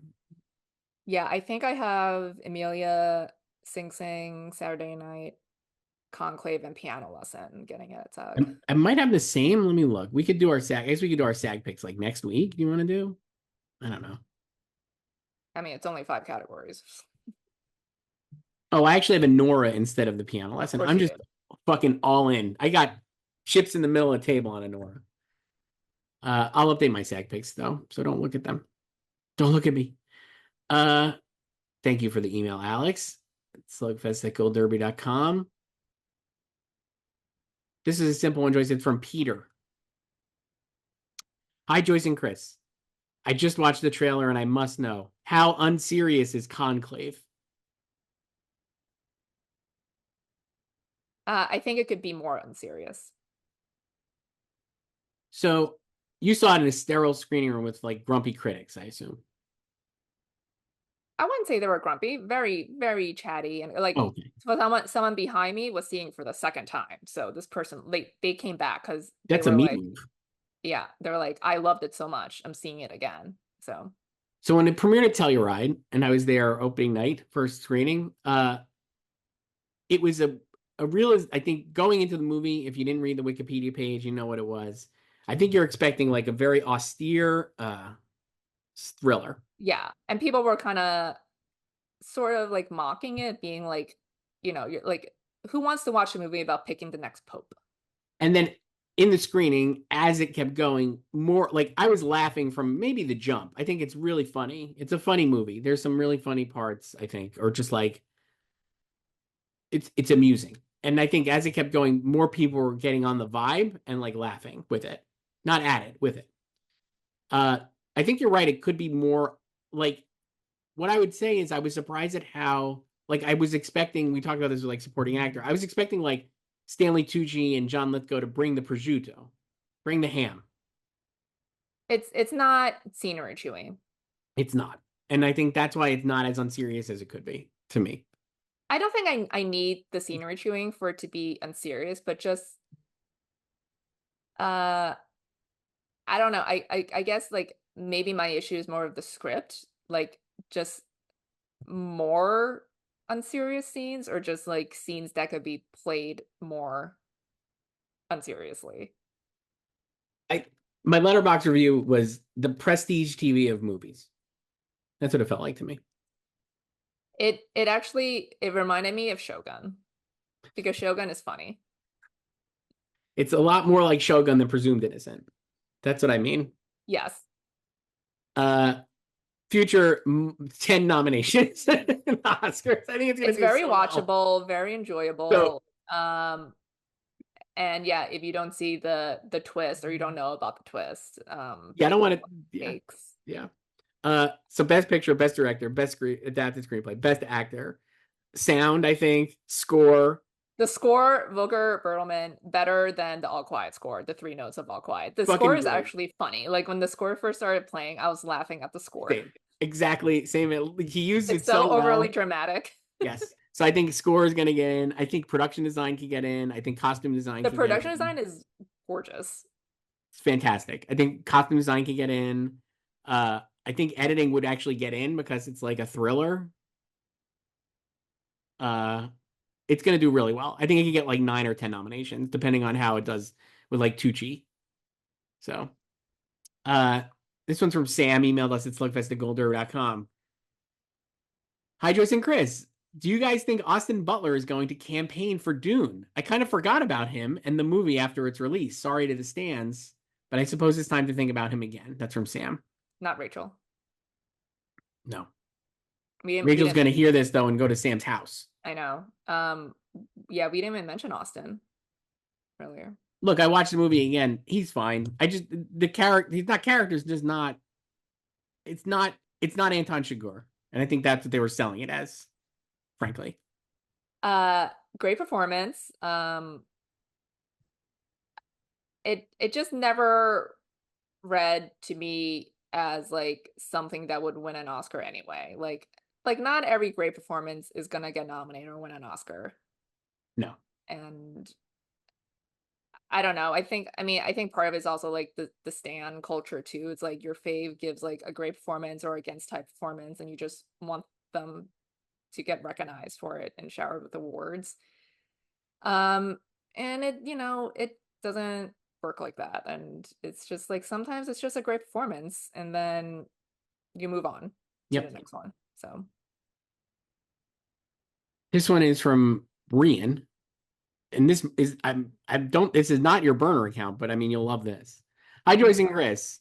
With Mikey Madison currently in the lead for Best Actress, are we going to have to sit through another Oscar cycle of people pretending she's brand new?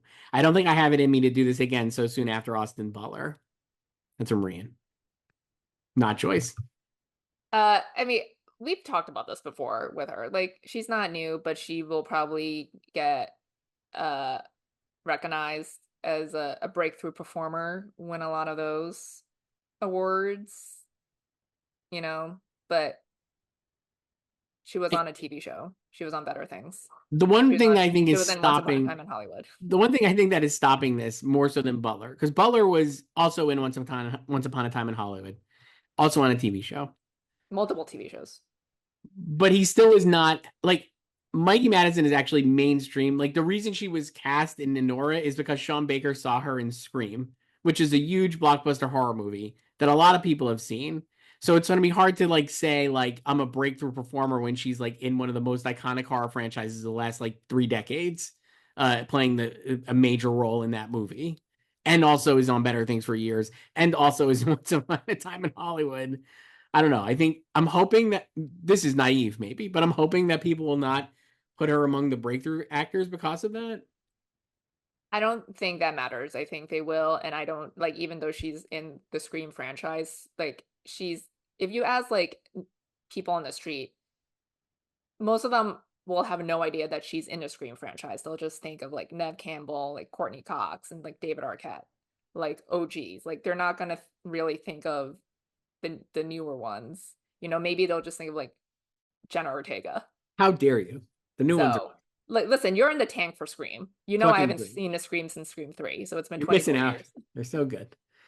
But Uh, I don't think, like, yes, like, I mean, we both agreed that she's not new, but I don't think that, like, I think people are still gonna, like, these, like, regionals will still give her, like, breakthrough prizes and stuff. And I don't know if it will be like the same out that it felt like with Austin, where it was like, oh, we could give him breakthrough and like Brendan Fraser, best mm. actor, or like Colin Farrell, best actor, like since best actress is seemingly more open this year. But yeah, I think she's still she's obviously not like an A-lister either, so I think that's also part of it Okay. too. Like, I mean, how many people have heard the name Mikey Madison before this year? They will know it when she wins Best Actress in March. We got three left. This one's from Moira. Hi guys. Have you seen The Apprentice yet? Are we living in a world in which Sebastian Stan could potentially score an Oscar nomination for playing Donald Trump, all caps? I mean, he's already received an Emmy nomination for playing Tommy Lee, but this is still weirder. I feel like it'd be better for him to be nominated for a different man. Also, how is Jeremy Strong? That's from Moira. Tracy, both saw The Apprentice. I saw it at Telluride way too late at night, at 10 o'clock at night. So I was like not fully awake sometimes. I'm just So going to you be don't honest. like it, is what you're saying? No, I thought it was okay. I think I did 3 out of 5 on Letterboxd. I thought it was solid. The movie is very well made, uh, and I really, really love Sebastian Stan in it. I think going into it, I was like, this is going to be a dumb Trump impression, and the fact is, it's like an incredibly subtle transformation throughout the movie that kind of blew me away because you see him go from like young Trump to the Trump we see now. Yeah. And I was like really not moving, but I was like, wow, this is like really good. He's like really good in it. Yeah, and was it last week the trailer dropped, right? So again, a trailer, not actually indicative of the movie or the performance involved. And like the trailer, a lot of the scenes in the trailer are really from the first half of the movie when he's still under Roy Cohn's wing and is not really like the Trump we think of and know now. And I saw a lot of like tweets about like his voice and like that's not Trump, like, this is not a good impersonation or whatever. No, that was just a different Trump in the 70s and like early 80s, when he was learning the ropes, so to speak, like under Roy. And you do see the transformation in the back half after he gets Trump Tower built and then he like expands into the casinos in Jersey and everything. And then, tries to scam his dad. And then that's when you get like the real or like the Trump now, like you do hear like the change in inflection in his voice It, and his cadence. Um and yeah, I thought that was really great. Like I thought he was really strong in the back half. you think he Um can get nominated anywhere? I don't know. I think it's also like we've talked about like if I think that the movie would need to be like really successful for him to sort of feel undeniable, like we can't ignore him. But I can see it not being as big, even though he's really great. I can see maybe some like critics groups like recognizing him, but I don't know about like bigger shows um and yeah, like obviously he also has a different man, so that could affect things. Like if people feel more comfortable like voting for him for a different man than for playing Donald Trump. And Jeremy's really good. I So wanted good. more of him. He was so fantastic. Absolutely, like it's like one of the when we talked about that movie early Oscar picks, like we both had him in, and it was like one of the obvious like, oh, Jeremy Cohen is Roy Cohen is gonna be Jeremy Strong is Roy Cohen is gonna be great, and it's like he's somehow better than I even expected. The movie I thought was fine because it was like I don't need movies to tell me things. I saw this like being bantied about Saturday Night, where it's like, well, it has nothing to say, but I'm like, it doesn't need to have anything to say. It just is recreating like Saturday Night Live, like that. You know what I mean? Like I don't need every movie to have like a message, which I think people nowadays want. So the Trump Apprentice doesn't really have a message, but I just was like, it just didn't elevate to me to like great. I just thought it was good. Did you like think that or no? Yeah, I thought it was well made, and like all the performances are good. Like Maria Bakalova also really good as Ivana. And yeah, it's just about how this monster was created, and So, um like the regret almost, that Roy feels, and when he's cast aside once like Trump yeah. outgrows him. It's actually actually feel empathy for Roy Cohen. I think that's like Jeremy's like great trick is he's so good at Yeah. doing that with characters. He did that obviously with Kendall too. The one thing that was funny before the TIFF Telluride screening, Ali Abbasi was like, it's not a political movie basically, but like it's a movie that holds up a mirror to America. And I was thinking a lot about that because I think if you watch the movie and the way the movie is structured, it is clearly like every rise and fall story that we love. It's like The Godfather and Boogie Nights and like all these different movies like are Succession even, right? Like where you're rooting for these characters. Like you watch those movies and you're like, I love The Godfather. You know what I mean? You're not like thinking like maybe you're not like actively like Michael Corleone's a great guy, but you're invested in Michael Corleone's success, I think, in that movie.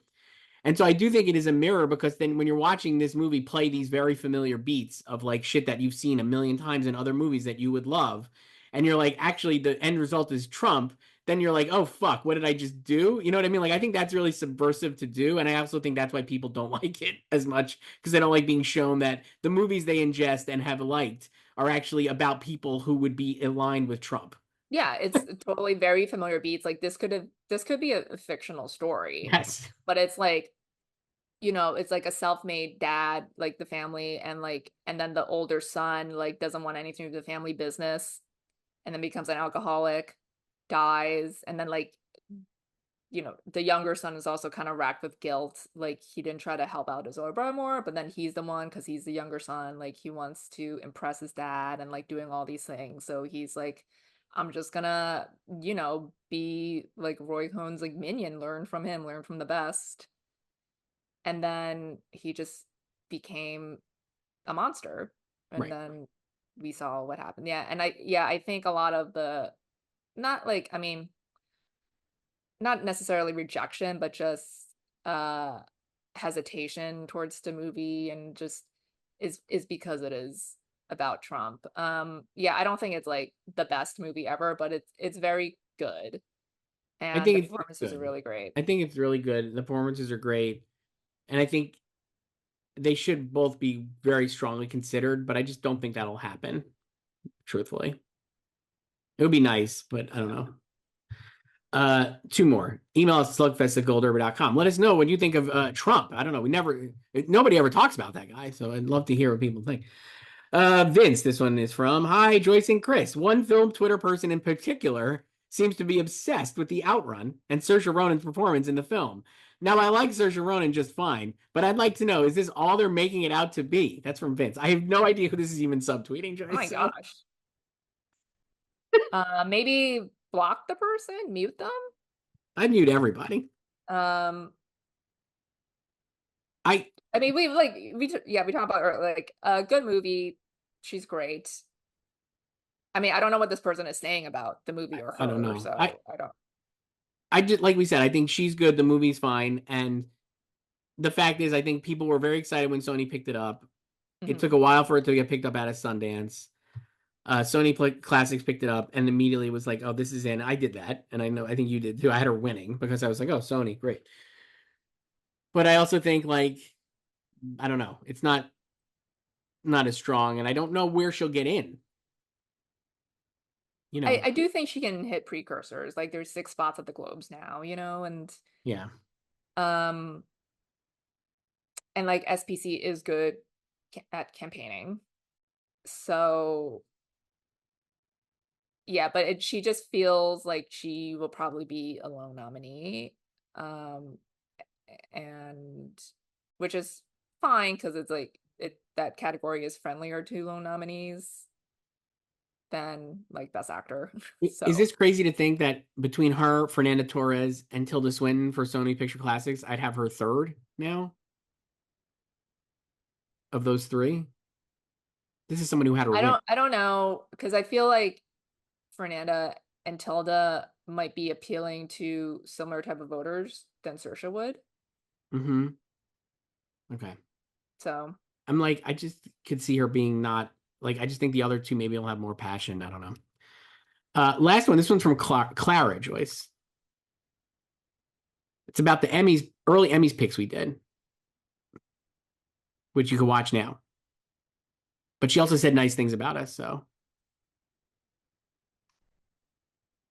I think. you think you didn't read it? No, I read this one. Uh, Hi, Joyce and Chris. I guess I'm mostly a fan of the underdogs and want to shout out my faves. English Teacher is such a fun comedy. I've been watching Brian Jordan Alvarez's stuff for years. His writing style and timing is unique, and I'm so glad it's been preserved in the English Teacher. I'm also a huge fan of Industry. I hope they start getting their flowers for how they stepped up this season and their great performances in past seasons. But sad news from the interview with the Vampire fandom. I don't think it's eligible at all. Apparently, the episode split into eligibility periods, so season 2 is not eligible for either 2024 or 2025. It's sad because Jacob Anderson and the whole cast really deserve their awards. Joyce, did I make a mistake there? No, like it just the airing schedule just crossed over to eligibility periods, but that Okay. doesn't rule it out. Okay. So This was the one with the nice thing too. I'm glad I read Clara's, but I had Ais here also, another frequent. He's emailed before. Hi, Joyce and Chris. After an amazing Emmys period, Hacks winning, Sandra Oh and Angela Bassett becoming Emmy winners finally, even though we didn't see Sandra Oh holding her Emmy, it is finally time for your weekly Oscar videos. 4 exclamation points. I have 2 questions. Today, as I'm sending this email, the trailer for Cillian Murphy's Small Things Like These was released, and the trailer alone moved me so much. Do you think it'll get an Oscar nomination? 2, I know it is ridiculously early to ask, but what do you think about Lynn Ramsey's upcoming projects? Are you excited for them? Die My Love with Jennifer Lawrence and Robert Pattinson, and Stone Mattress with Julianne Moore and Sandra Oh. Will they both get Oscar buzz? Thanks so much for bringing such a joy to my life. Your videos really make me laugh wow. so much. Sending you both so much love. You both deserve the best. What? That's right. That's why I want to read this one. Wow. Are you sure this wasn't your burner? No, Ice is written before. Um, I will be excited for those projects once I know they're like actually made. How about Small Things Like These? Very moving trailer.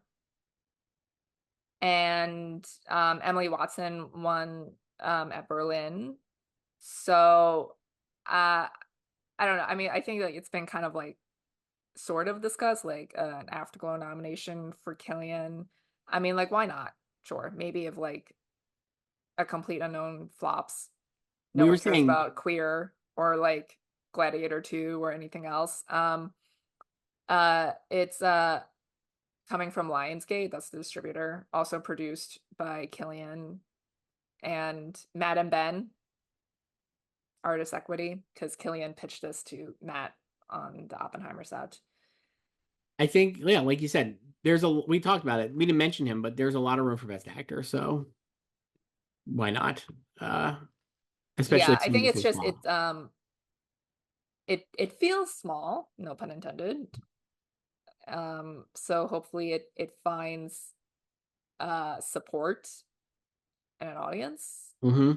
So yeah, because it got great reviews in Berlin, and obviously Emily won. So what if Emily gets in that I've the seen spot? someone who follows us on Twitter. She was big Killian support last year and appreciated all our Our speaking support of truth. Killian. Yeah, speaking truth to power to the idea to the online response to Killian. I saw her saying, I forget, I apologize. She's not watching. No one who's watching this at this point, but whatever. I forget her name, but she was saying like Emily Watson maybe could get in. Like that would be more believable than Killian.